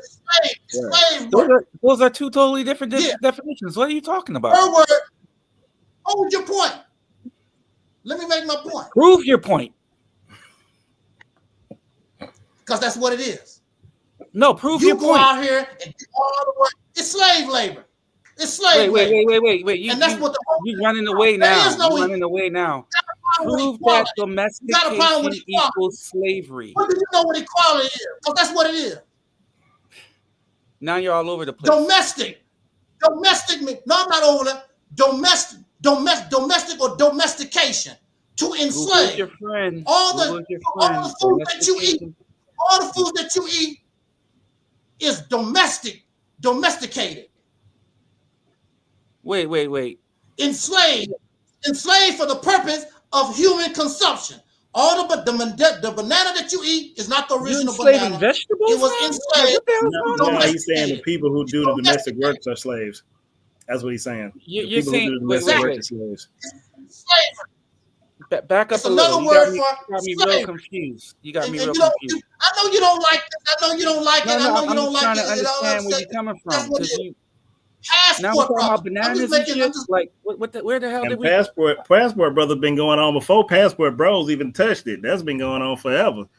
Men was leaving Vietnam and going back to Vietnam and Taiwan and getting wives. That's an old trope. It just only became a big thing when black folks started doing it in droves and they started calling the Passport Bros. But that's an old movement. Them going to Vietnam and Taiwan is got to be 30, 40 years old. So that's not even a new thing. Unnatural behavior. It's unnatural really, behavior I mean, because no it's animal, more black. It's more Chinese mixed black women in Taiwan and the Philippines and anywhere. You have a domesticated side, and you have become influenced by this environment. You are part of the matrix, and you don't see that in yourself. The matrix. Then what is wrong? What is wrong with women wanting equality? What is wrong with that? Equality only means they wouldn't be able to handle it for the most part if they got it. They wouldn't be able to handle it if they got it. There's a difference between you have a role. Wait, you asked a question. Can we answer it? Why you don't want a woman to be a truck driver? She can be a truck driver. I don't want a woman to be a truck driver. There are women truck drivers now. We're not tripping about that. What the hell are you talking about, dude? Okay, so why you don't want her to be called head of household? Because a lot of times, because a lot of times because she's too emotional to handle that job. I've seen that personally in multiple families. Look at the emotion that has been expressed on this broadcast right now by a certain person. I didn't hear that. What did you say? I'm just being me. I'm just being me, bro. Oh no, you got me. I'm just being me. You're really plus, a lot of young ladies want to pick and choose, want to be head of the household. They don't want to. We'll be head of the household the whole time. But a lot of women want to pick and choose when to be head of the household. See, you can't be head of household and men be mad when things don't work out in your favor. So well, see, this is the thing about it.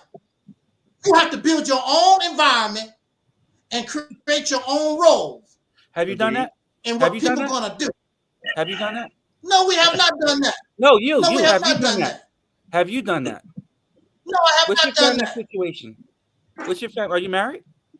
What's that got to do with anything? Oh, shit. Are you married?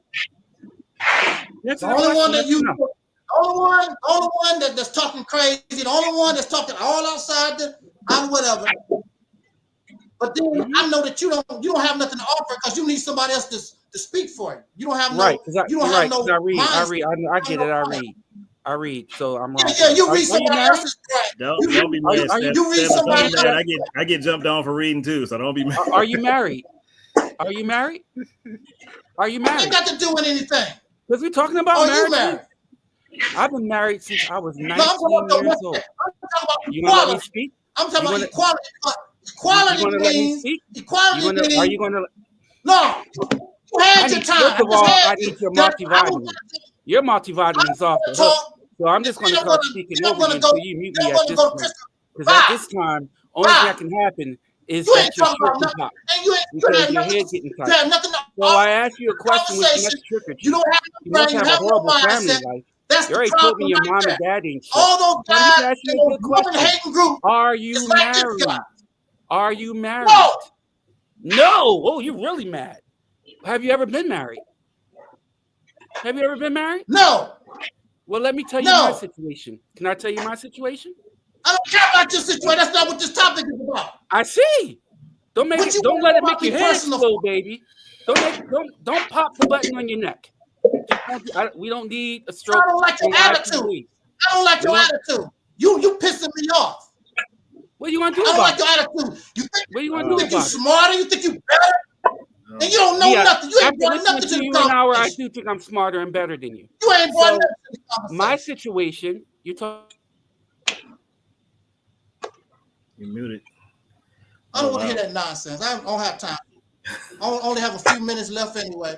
I don't have time to hear that nonsense. Wow. Because it's pissing me off. Pissing me off. Well, I thank you for letting me for the come on, man. I appreciate you letting me come on, and I got to go too. But I think if you want to do it again, man, I'll be more than willing to come on the page. All right. I mean, Brother Chris, you had a good conversation. I like what I'm pretty sure, even the chat room, they recognize your intelligence, and that's the way you want to. I mean, it was a wonderful conversation. You know, this guy here took me off of what I want. I mean, he's not bringing nothing to the conversation. It happens. See, what I wanted to do, bring you guys on the platform and let you take your time and let you teach us. But, you know, we had a discussion instead of teaching. You were able to discuss, and you were able to articulately, you know, present to us your thoughts, whether we agree or disagree. Right. And that's wonderful. This man here from the very beginning, you know, was messed up. I tried to maintain my composure. And if you look at some of my other videos, I sit back in the cut and let people talk. But, you know, you're not going to come here and disrespect me on my platform. I brought your ass here. You say you had something to say, then come here, don't have nothing to say. He's not the first one, Brother Chris. There's guys that come here, they got all this to say, then they get here. Benjamin Franklin said, you know, I've been invited on program, and I speak mine, I hold mine, because I am me. I'm not quoting from no books. I don't have to put books behind me and talk about all the books I read and all like that. When I talk about, I don't read like that no more because it's not necessary. I'm reading all these books, what you're producing, with all this knowledge and understanding that you're getting. What is it producing for you? You're reading all these books. When we start producing something from what we're reading, then I can understand. Read some more, read some more. You ain't done nothing with the knowledge that you got or you had. Keep reading and reading because it makes you feel good. It makes you feel smart. But then when you come in front of somebody like me that don't give a damn about your reading, there's a problem. Because those not your thoughts anyway. That's somebody else's thought. Right. Yeah. But again, sir, I thank you for letting me come on, and I gotta go. So, but I thank you for letting me come on, and yes, please hit me up again. I'll be happy to come on your show. Y'all have a good night, brothers. I sure hope so, brother. You brought a lot of enlightenment. Thank you, brother. Thank you, brother. Yep. You're quite welcome. I'm happy to help. Brother, yes. All right, gentlemen. All right. Well, yeah, I came in kind of a little late. I came in when y'all both was arguing, though.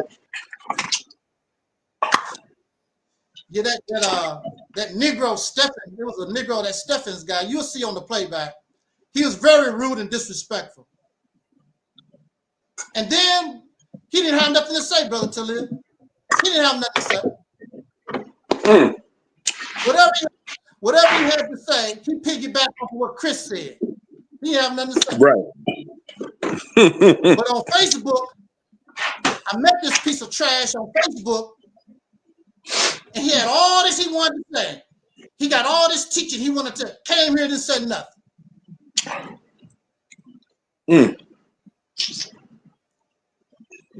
You know, it pissed me off. I was trying to hold back, but you know, he made me come. He made the Negro come out. I'm not gonna take all that. He made the Negro come out with that foolishness. You made the Negro come out, huh? Made the Negro. I wouldn't plan to be Negro. I wouldn't plan to be Negro today. This cat here, silly, don't have no kind of. Tell me, I read a book. He's still hanging around. This cat, look, he's still hanging around. Here he is. He's still hanging around. He's still hanging around. What you hanging around for, Mike?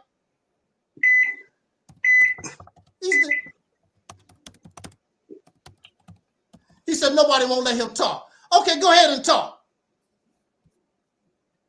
He said, can I talk now? Can I talk now? Yeah, go ahead. Yeah, go ahead. I said I got under your skin. Here's the thing. Yeah, when I asked you if you were married, you got mad scared. And you didn't even let me Scared of what? Continue. You're Scared talking of about what? all this building. You ain't even build a family unit your whole life. So can I tell you my situation? You want to let me do that? That's not the topic. I don't care about the personal situation. The topic is how did feminism destroy now Black that's community? the topic. Now that's the topic. That's but when I tried to get in your ass and show you how incompetent you were, talking about all this leadership, you never even led a family. You ain't got a, you in your 60s, you never been married. Where do you get the moral justification to tell me about anything? I've been married since I was 19 years old to the same lady. What? Right. So what? What did that got to do with Look at you? It what has to do with feminism. With you are incompetent telling people how to build when you can't even build a family. That's what it has to do. What that got to do with anything? A family in the white man's house. Big deal. You want to clap? You built a family in the white man's house under his rules with your booty sticking out, his dingling down your throat. Family. You're talking about units. You don't run nothing. Family? What kind of family you got? You deserve the right. If it wasn't for the white man, you wouldn't have nothing. Show me what's in your house, Mr. Family Man. Show me what's in your house that you built. And the white man didn't I literally built 1/3 of my house. If you add all the you ain't built nothing. Where you get the bricks from? Where you get the wood from?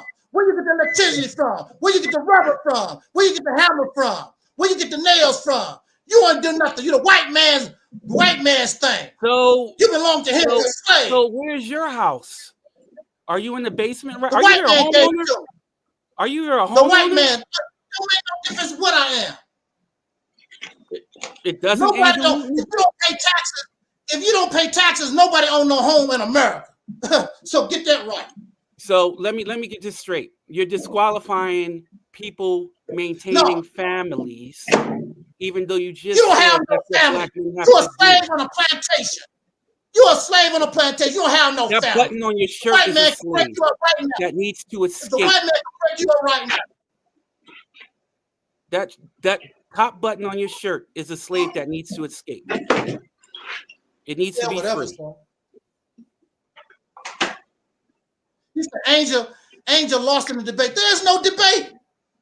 Yeah. What are we debating about? Because I asked you if you were married. You talking about all this nation building. I asked you if you were married. You flipped the fuck out. I just asked if you were ever married. What that got to do with anything? We talking about nation building. What that got to do with anything? I knew you weren't married because you ain't building no nation. So I knew that was happening. You live in another man's house. And you're living in another man's house. That's right. You. And so are you married. And so are you. But at least I'm married and have a unit. What do you have? A unit of what? It don't mean nothing. Oh, marriage doesn't mean anything no more? Marriage doesn't mean anything? mean nothing. Marriage doesn't mean anything? Oh, wow. What do it mean? It means that you're broken and sunken. For and you. You're mad because someone's calling you out. Because you probably bully your wife. You can't even have a family. You don't even have a woman. You don't even have a woman leading you. And you're talking about men need to lead. What are you talking about? You're in your 60s. You never had a woman say, "Okay, you can lead me." Are you crazy? Well, I know that. No, I don't have slaves. I don't have slaves. Uneducated. No, I don't have slaves. I don't want slaves. I don't have slaves. You don't have a wife. You the one that wants slaves. You want to be like the white man, but you ain't bad enough. You're not bold enough to be like him. You cowardly, incompetent, and you can't build like him. But I still got a family. What do you got? Wait, a family that needs the white man in order to survive. You got the white man's dick in your mouth. That's what you got. I've got a family over here, nation building, and you're just talking shit. Where's your family? It hurts, doesn't it? I see the pain in your eyes. Yeah, where's your family? It hurts because it don't mean nothing. It hurts because it doesn't mean nothing? Just like you read. What do it mean? Okay, I don't have a family. Yeah. It hurts because it doesn't mean nothing. Just like you read, but you don't comprehend. You a man, and everything you got, the white man gave it to you. It does hurt to watch, Regal. So Yes, white man it do. gave me a wife. Why didn't the white man give you a wife? Why did the white man think you were too incompetent to have a wife? That's on a white man too? Oh, you brought you some reinforcement? Who the hell is a Regal?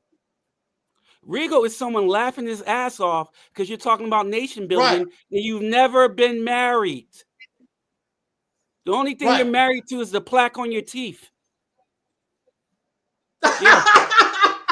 Woo! You're a funny dude, man. Yeah, I know I am. Hey, the black about hey, you're funny.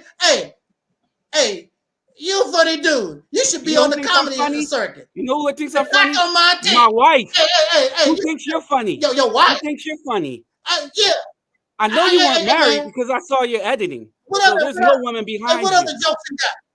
Oh, the plaques got on a my lot. teeth. You Let's ready? talk. You ready? You ready Yeah. for him? Let's talk about the You ready plaque on my for him? teeth. Yeah, come on. You Come on. you Let's look- keep you- let's keep talking about the plaque on my teeth. You look like you beg your We off nieces the and air nephews now. to help you We're edit not your serious videos. now. We're They don't not want serious shit no to do more. with you. We want to talk about the plaque on my teeth. Come on, man. Come on, talk about the plaque on my teeth. It's your whole general I wanna hear some composition more. that you're such a hypocrite. Here Yeah, it is. Don't ignore it. Take it. Right. Take it. These You're such a guys, see, these guys are You mad want- because all right, here you go. you're Go not mute a me. I'm man. just gonna start over talking to you. You're such a hypocrite talking about nation You're building. not a but man. You've You're never not a been man to married. me. And when someone asks you if you're married, you act like a little bitch. Like it doesn't mean anything anymore. You talking all this shit. You got the Reality Temple on Earth Internet Ministry, the Divine You're Masculinity. not a man to me. But you don't got no wife. You don't got no wife. You don't got no daughters. You don't even got bitches. Like what the hell you got, baby? No. You don't got no side No, I chicks. don't. No hoes. No, I don't. No nothing. No, I don't have. And you up here just big mad. I don't have none of that. But you No, I don't nation have no building. slaves. You I don't nation have no building. I didn't You say nation nothing about building. nation building. Did I say You anything reading about but nation? not I never said comprehending. nothing about nation. You Let's reading go but not back to the comprehending. plaque on my teeth. No, let's go back to You the plaque on my brushing your teeth teeth. for 5 minutes thinking you done. But you not, son. Yeah, Just come on, got a let's whole keep- lot no, of let's brushing keep to do. Let's You gotta talk get about those the plaque gums, on you my gotta teeth. get the back of that mouth, you gotta get all that Yeah, shit there to you be go. really legit. Yeah. Because you can't say shit Come on. to me. Bring it. I've been I know that. married. Come on, bring it back. Yeah, you've been married. I know. Come on, bring it. Come on, Yeah, I know, talk and to I us, know, man. I know. It's I know. Come on, talk to us. Talk Oh about shit, your marriage. Come on, you banning everybody who's ripping you right now online. I see that. You're a little come on, bitch. talk. You're a bitch. You Yeah, I banning know that. everybody Come who's on. ripping you online. Oh What yeah, you come need on, to come do- on. Yeah, I Oh, know. you're still banning them. Yeah, I you know. ban legal, you ban male gossip. You Yeah, losing the whole I sure congregation did. now. I know. Come on. You can't Come say on, shit teach about us. anything, man, because you're not married. Come on, teach us. You got no weight. No, come on, I know. You got no pool. Right. You got no. You got You no. don't know You nothing got no about me. sleeves. You got nothing of that. I know You that. I can't know even have a that. Come woman on, teach. follow you. You're 60 I plus sure years don't. old and you've never been married. No, I'm Nobody want to hear 70. shit what you I'm say. 70. Ain't nobody, I'm 70. ain't nobody following your leadership. No, I sure not. You feeling everything on. but a toothbrush. You feeling What else everything you but do? a Yeah. dentist and a therapist. I know. Yeah. You're right. Okay. What else you How got? old are you? How old are you? How old are you? 70, 71, Oh my 71. goodness. This motherfucker is 71 I know. years old, never been Yeah. married. I'm 70. Never Are been you married. fucking serious? And you talking about nation building. What the I'm hell have you been 71. doing the last? Yeah, he's In banning jail. you. Yeah, he's banning In you. jail. In jail. That's where I've been. I've been in You jail. can't get someone. That's usually the best I've been place in brothers get wives in jail. All those brothers be But I having didn't. wives. What the hell were you doing? I know that. I don't know. I failed. Talk to me, man. Talk to me. You failed, so you got can't. the You will. can't come in here in your 70 right. years I of sure did. complete I failure failed. talking about nation building, Right. telling I'm other in men what jail. they need to do. I'm 71 years old. Never been You're married. 71 years old who 12 doesn't years read. in jail. And don't read. You're right. What else you Well, you got? didn't go to jail Come for on, stealing man. toothbrushes. Don't- I know that yeah, much. I went to That wasn't the crime. I went to jail. What? Damn, you bring a lot of what you call it? They don't get a chance to write on the timeline though. Because I'm ripping your ass, and you and I know that. every time I'm ripping Yeah, I your know you ass, ripping. you I know you remove ripping. people. Come on. Come on, keep ripping. What else you got to say? I'm 71 years old, never been married. I've been in jail for 12 years. Okay, my teeth got plaque on it. What else do the people need to know? Okay, you gonna let me say it or interrupt it? You wanna let me say or interrupt it? Yeah, go ahead. Somebody touched you real bad, and you need to get some therapy. Oh boy, here we go. So that's what this is about. You shouldn't be this angry at 70. You shouldn't be this angry at 70. How feminism? Oh, 70, you're supposed to be cruising on your attitude. This man ain't saying nothing. Cool as a cucumber This at man 70. has not said nothing. I'm just joking around. I don't have no. Matter of fact, I'm in the cold. My heat went out. My heat went out because I didn't pay the bill. Was that why that button's so tight? Is that why that button's so tight on your neck? Yeah, because I'm cold. Yeah. Because I'm cold. Yeah. I'm cold. It would be nice if you had a wife to rub your feet or something, but you don't got none yes, of that. Yes, it sure would. But I don't have. Can I use your wife? Huh? Can I use your wife? Man. You don't be saying shit because you wouldn't see me in person. No, can I use your wife? Hey man, can I use your wife? You don't be saying shit because you wouldn't see me in person. I'll slap the shit out of you. Hey, bring your wife here. Mm-hmm. Bring your wife here. Bring her here. Let her see it. You sure look lonely. My wife should be the age of your daughter. You like molesting children? Because that's what it sounds like. Hey, oh, you say your wife? You molesting children? You're molesting children. You my wife is your my wife. I don't have nobody. Make up your mind. First you said I don't have nobody. Now you say I'm molesting somebody. Make up your mind. Do I have somebody or not? If you are interested in my wife, you're a certified child molester. Yeah, I'm very interested in your wife. I bet you I could take your wife. Okay. I bet I could take your wife. Why is he getting disrespectful to the man? Because I'm whipping his ass, Larry. I'm whipping his ass. Bring her here. This motherfucker's talking about nation building's never been married. This motherfucker's talking about nationhood and never been married. Hey, bring her here. Sorry, Larry. You were banned too because so you're just gonna ban everybody. So you're just gonna ban everybody as I rip your ass? Let's hear her voice. You don't have no wife. You don't have no wife. You're a liar. Let's hear her voice. Tell her to say hi. Tell her to say hi. Let's hear her voice. You don't have no wife. You don't have no children. So you can jerk the fuck off, you child molesting little. Yeah. I sure do. Little faggot you are. No, get the fuck out of here. Yeah, I sure am. I sure am. You are a joke. I'm talking about nation building. Noop is a fraud. Hey, but I still want You're right, Realist. Noop is a fraud. I still want your wife though. Mm-hmm. Hey, bring that little slim thing. I promise bring you. That little slim I promise you. If I ever see you in person, if I ever see you in person, I'm gonna slap the shit out of you. You ain't gonna do nothing to me. You ain't gonna do nothing to me. Do you know how many people been saying that for since 2007? You ain't gonna do a damn thing. It's why you're not married. Don't you get it? It's a trend. I want your wife. I want your wife. Nigga, you need. That's why I've been waiting on your wife. Yo, Angel went out bad. He is going out bad. You see, he took himself off the video. He's self-conscious now. Who on what video? Put yourself back on video so I can keep ripping you. No, I don't know. This is your show, bro. You won't put yourself back on video. I bet you got veins all and shit popping in your neck. You still got that tight ass button shirt on. I bet your wife like it. Like it. Bring it. None of that moves me. I've been married since I was 19 years old. None of that moves me. None of that. I know it don't. Bring your wife here. You the one big mad, not married, never married. How the hell you haven't been married at 70 years old, dude? What the fuck is wrong with you? You got weird toes? I don't know. Yes, like, what's up? yes, you got I should do it. What the fuck is wrong with you? You got two nipples on your left side, don't you? You got two nipples on your left side. Yeah. I don't see how a 70-year-old goes through life without married. You ever had a girlfriend? I don't know either. No, I want your wife. Had a girlfriend in jail? You had a wife in jail? Your wife. You had a girlfriend in jail? Your daughter. You had a girlfriend in jail? Yeah, your son. You had a girlfriend in jail? Or was you the girlfriend? Your son was my girlfriend. Your son was my girlfriend. Oh shit! Yeah. You heard it. You heard it, folks. Yeah. A minor.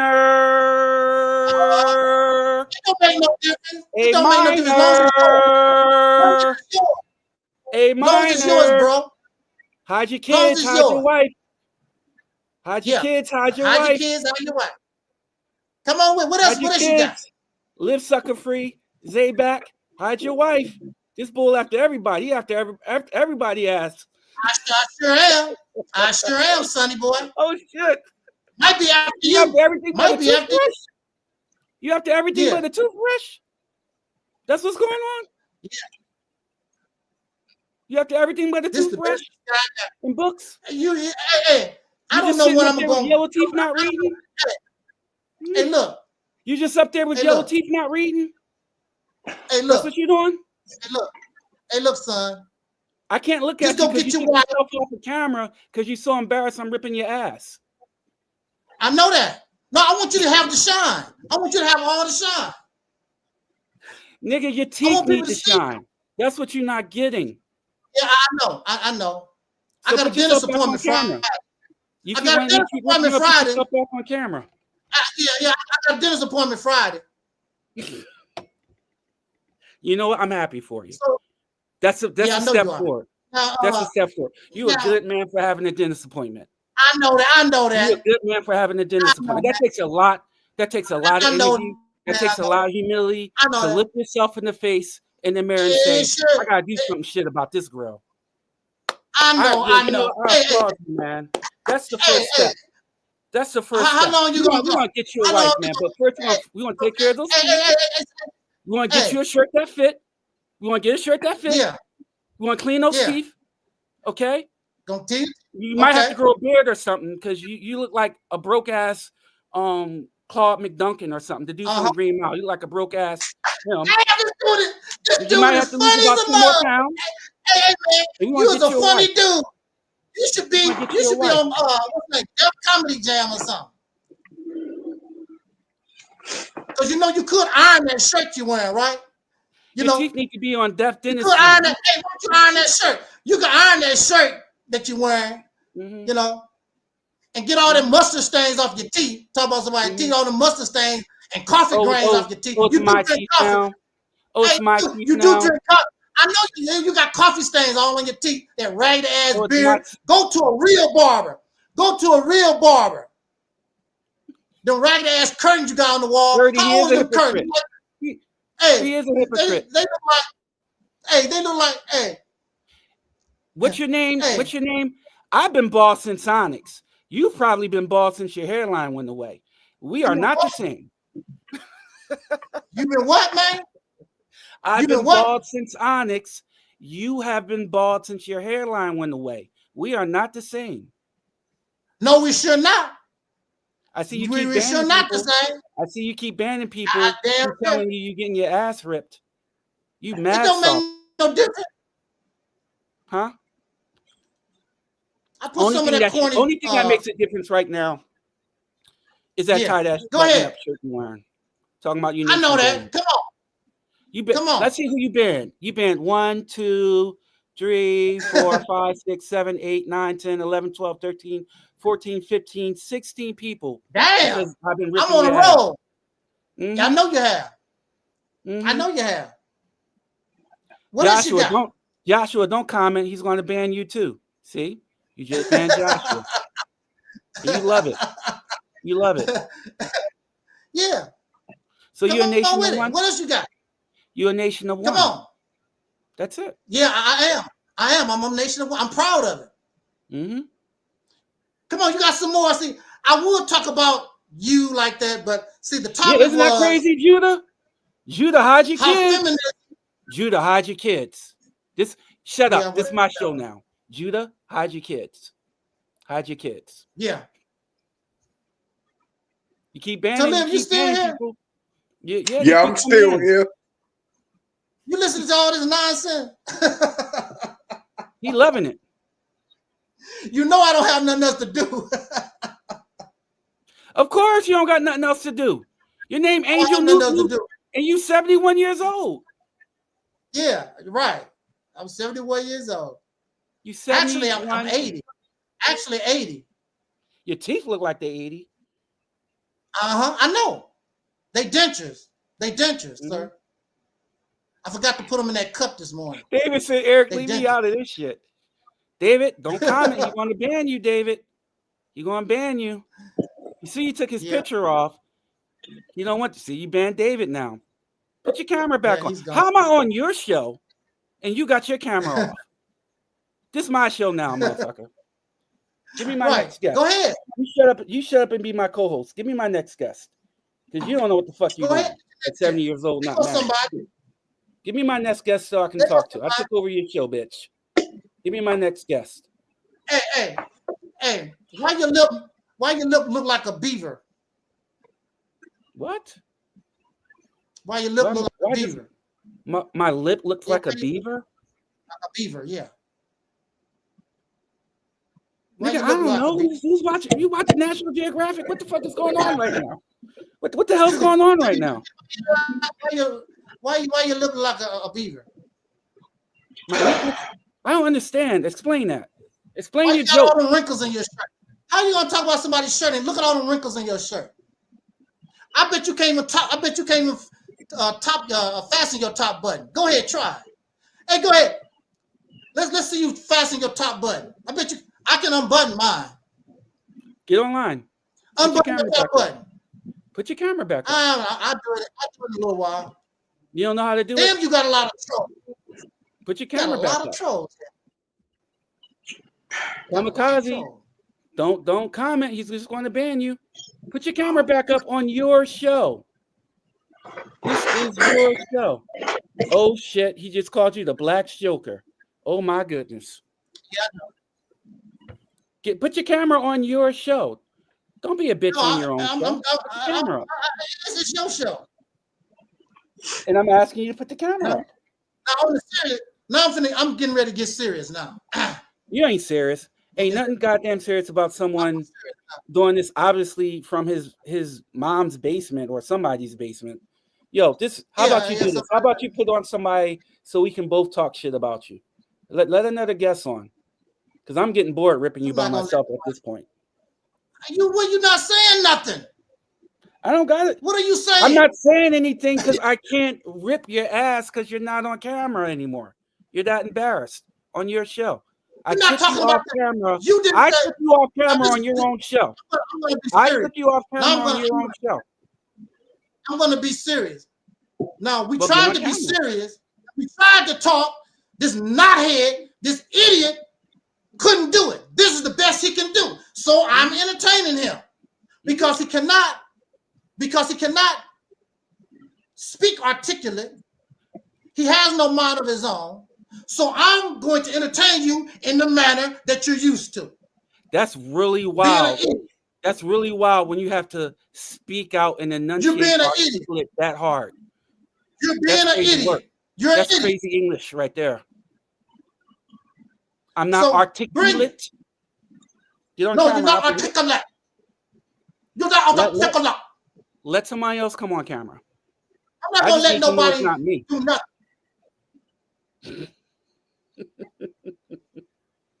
Man, who is this person? I'll let this person on. When you jerk off, you probably cry at this point, don't you? Yeah, I sure do. Now, who is this? Jehovah? I'm pretty sure. Are you there, Jehovah? Yahweh, please tell me I'm not the only one. So you did unbutton your shirt. You did unbutton that tight ass shirt. I knew you did. You was about to have a stroke. You was about to have a stroke there, Big Daddy. I know. He's trying to tie it up again. Can you get it? You got to breathe in. Oh, look, shit. My whole hand go down in there. Yeah, you got your fat ass type 2 fingers stuck in your shirt. God damn. That's right. Shit. This so it's not tight. He got a full now, guys, now you do it. He had a full t-shirt. He had a full-length shirt under his black preacher.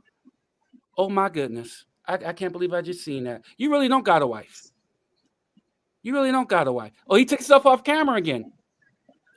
Yeah, you because took you ain't yourself talking off about camera again? Brother Taalik. I'm still here. Yeah, the topic was how feminism destroyed the black community. This man been on here for what? Protocol 2 hours. That's is what happens when you don't believe in the Most High. And he has not.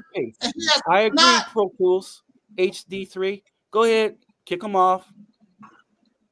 He has not said nothing in reference to the topic. So here I am, just joking around. When are you? I'm allowing him to speak. I don't think he's talking about, are you married? Your teeth got plaque. You're 81 years old. You've been in. What they got to do with anything? You're talking about building, nation building, and your sorry ass has never been married.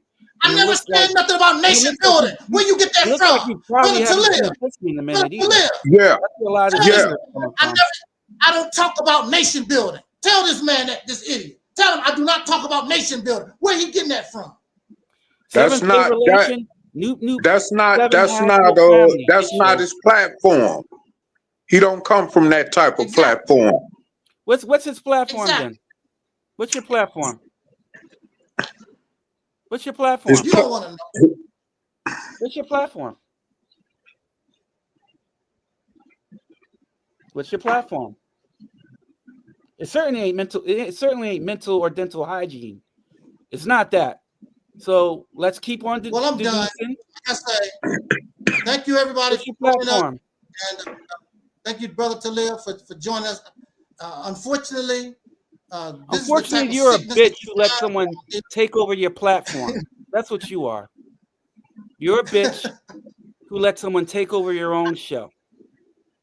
I allowed you. This was your show. This is what it was for. It was for you and Chris. Foolishness. I don't think he can time fortification. For you. I don't think he can. Shut up. I'm talking to my audience now. Tom, I don't think he can defend this foolishness. Well, you talk to your audience. You talk to your audience. Stop banning my audience. Tom, I don't think he can defend any of this. No, I cannot. No, I can't. I let him talk mad shit for an hour straight about nation building, what he's supposed to be doing. And this sorry ass trifling motherfucker has never been married and he's 70 years old. You don't get the fuck out of people's face playing. 80 years old, sir. 80 years old. Maybe 90. Maybe 90. Who you want to ban next? Who you want to ban next? Who's going to follow this guy?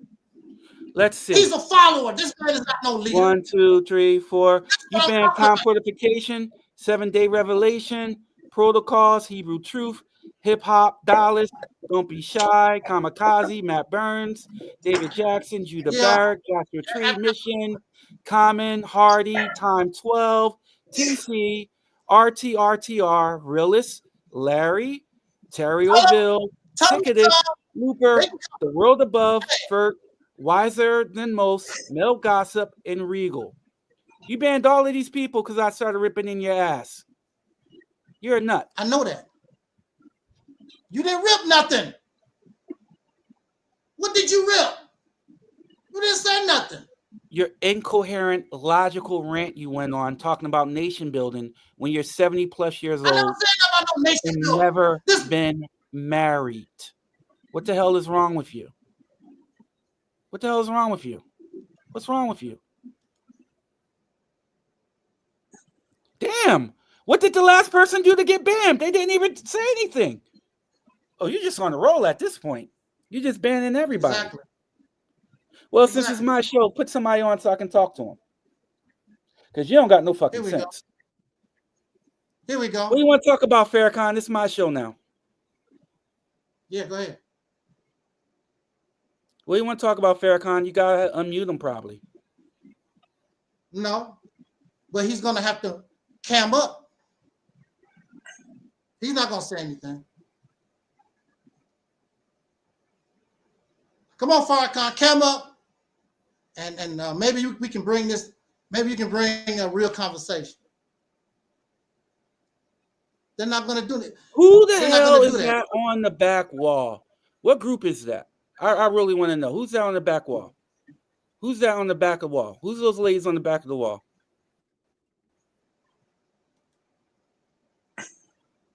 Who's the ladies on the poster on the back of the wall? I'm done. It's 9 o'clock. Who's the ladies on the back of the wall? We're gonna let you say whatever you want to say, and then we're gonna be out of here. Because I'm done. I'm tired now. You're a certified bitch. I mean, you banned everybody. Okay. You banned everybody who dared to speak up against you on your own platform. You let someone take it over. I listened to you ramble on for 40 minutes about nation building, only to find out that you're a flaccid, incompetent man. You are the exact definition of the wizard behind the curtain. Good night.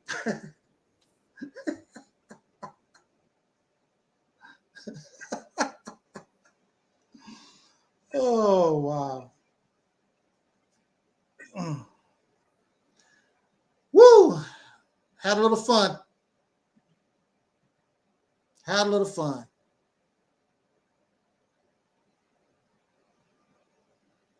But I'm going to say this in seriousness. This is the type of sickness that we have to deal with in the community. This is why there's no black community.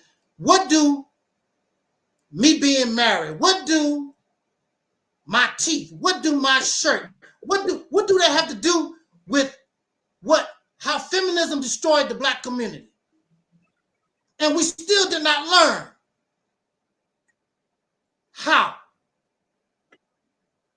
It keeps getting the blame, but the brothers never did explain actually how. It just get blamed for something.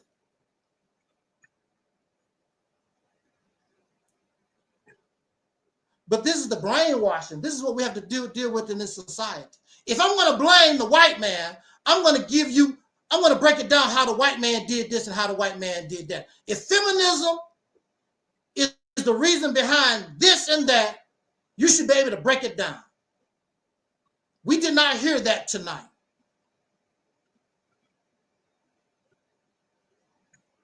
Our brother Chris brought out articulate and very intelligent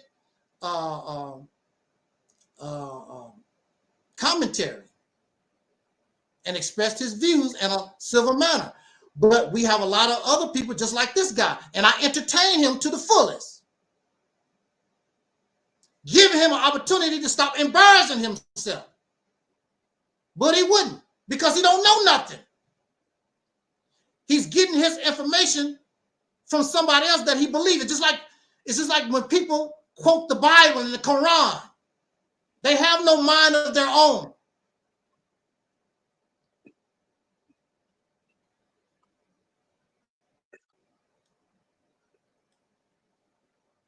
I'm ripping you. What are you ripping me for? You ain't ripped nothing. Nothing but personal attacks about somebody that you don't know. Looking around on my wall, looking at my shirt. What they have to do with? Because you don't have no argument. You have no argument. You have nothing to offer.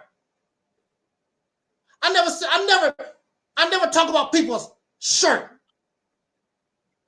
I'm happy to have a shirt. There's people suffering in South Carolina, or is it North Carolina? They suffering. They wish they had a shirt. They just came through that hurricane. There's people in Gaza that wish they had a shirt. I don't talk about nobody's dress. What they have to do with anything. I don't talk about people's appearance. They do that because they have no argument. They have nothing to offer. That's the reason why. You got your own show taken over. This was his show. But you can think and feel however you want to feel. This was his show. Because if it was my show, I would have cut him off a long time ago. Soon as he started his foolishness. But I gave him a chance. I gave him an opportunity. He exposed me to be what? He exposed you. People been exposing me since 2007.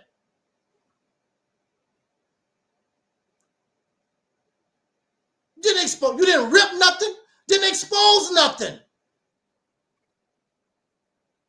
It did expose that I can be silly, just like you are. You're a silly person, or old person at that. And he wouldn't stop.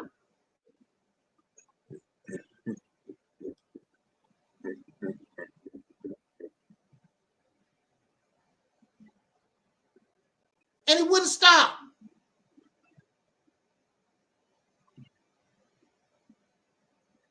But that's all right. Gave you all this time to teach me.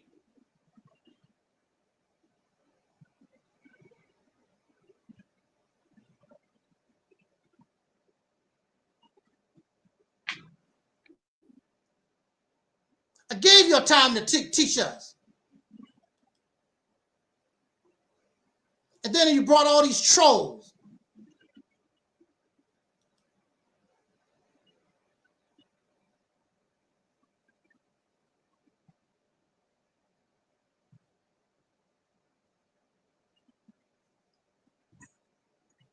Exactly.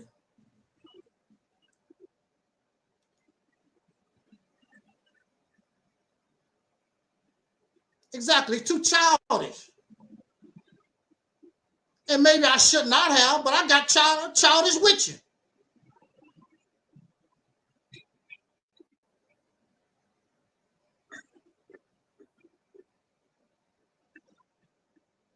The subject was how feminism destroyed the black community. And from the very beginning, nothing. But you ripped me.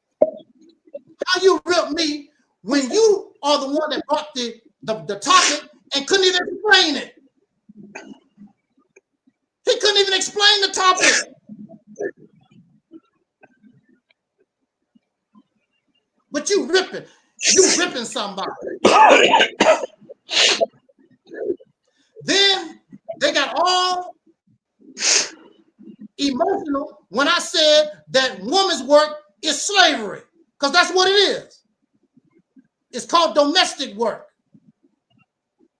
Domestication is slavery.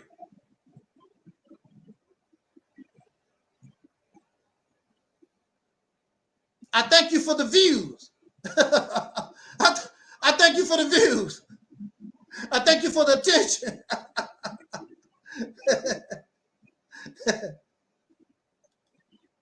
I'm glad the trolls come. Maybe that would bring people to the channel and they will be able to listen to what we have to offer. Not your foolishness here, but to what we have to offer. On that note, we're going to get out of here. And I wanted to tell the brother Chris, I'm going to contact him later on. I'm going to send him a copy of the video, Operation Exodus Mississippi campaign. And then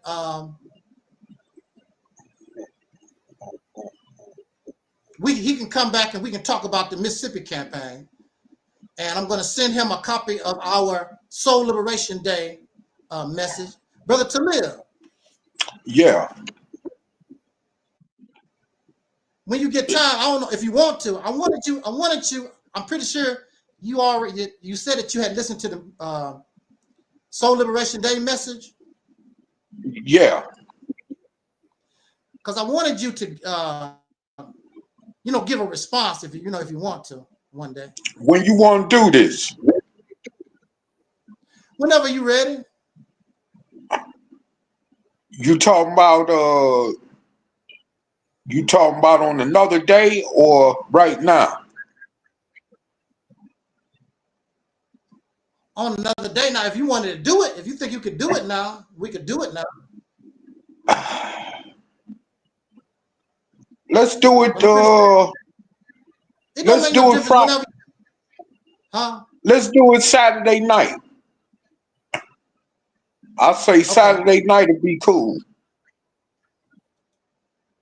We could definitely do it Saturday night. Yeah, because I just want you, it's no rush or anything. I want you to take your time and, and just give a response. You don't have to. I mean, you don't have to agree with what was said or nothing. I just want you to do, you know, your what they call it, you know, response video. Well, this video been kind of long, because I would do it now. This video been kind of long, so let's do it Saturday. Because I don't want to be cut off in the middle while I'm, you know, in this video. Yeah. You know, Plus, so let's do it. I wouldn't want that to be part of this video anyway.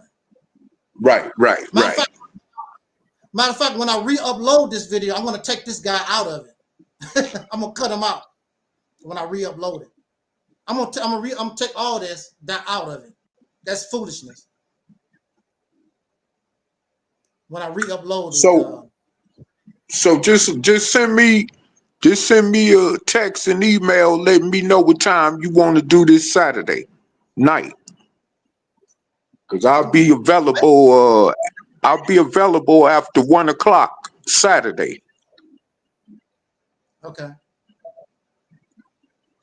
Just let me know. We could definitely make that happen. Okay. Whenever you're ready. Yeah. We can do it.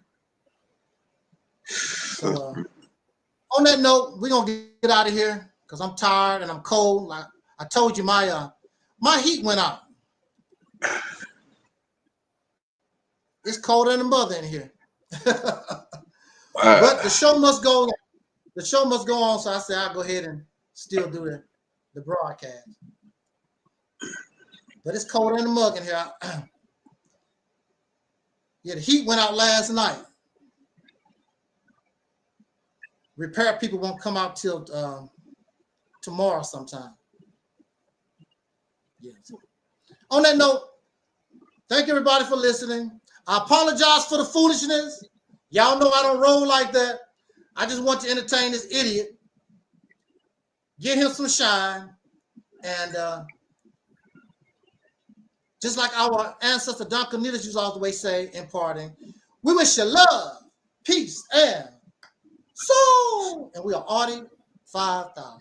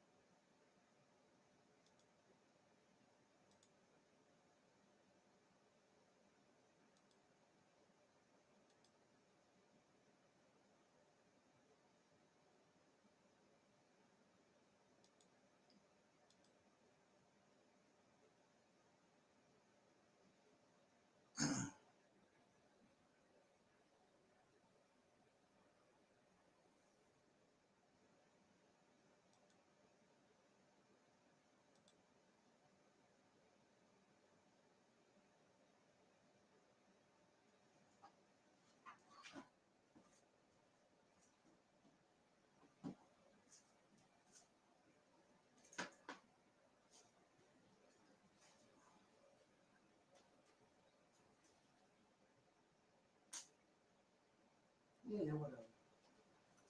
That's it.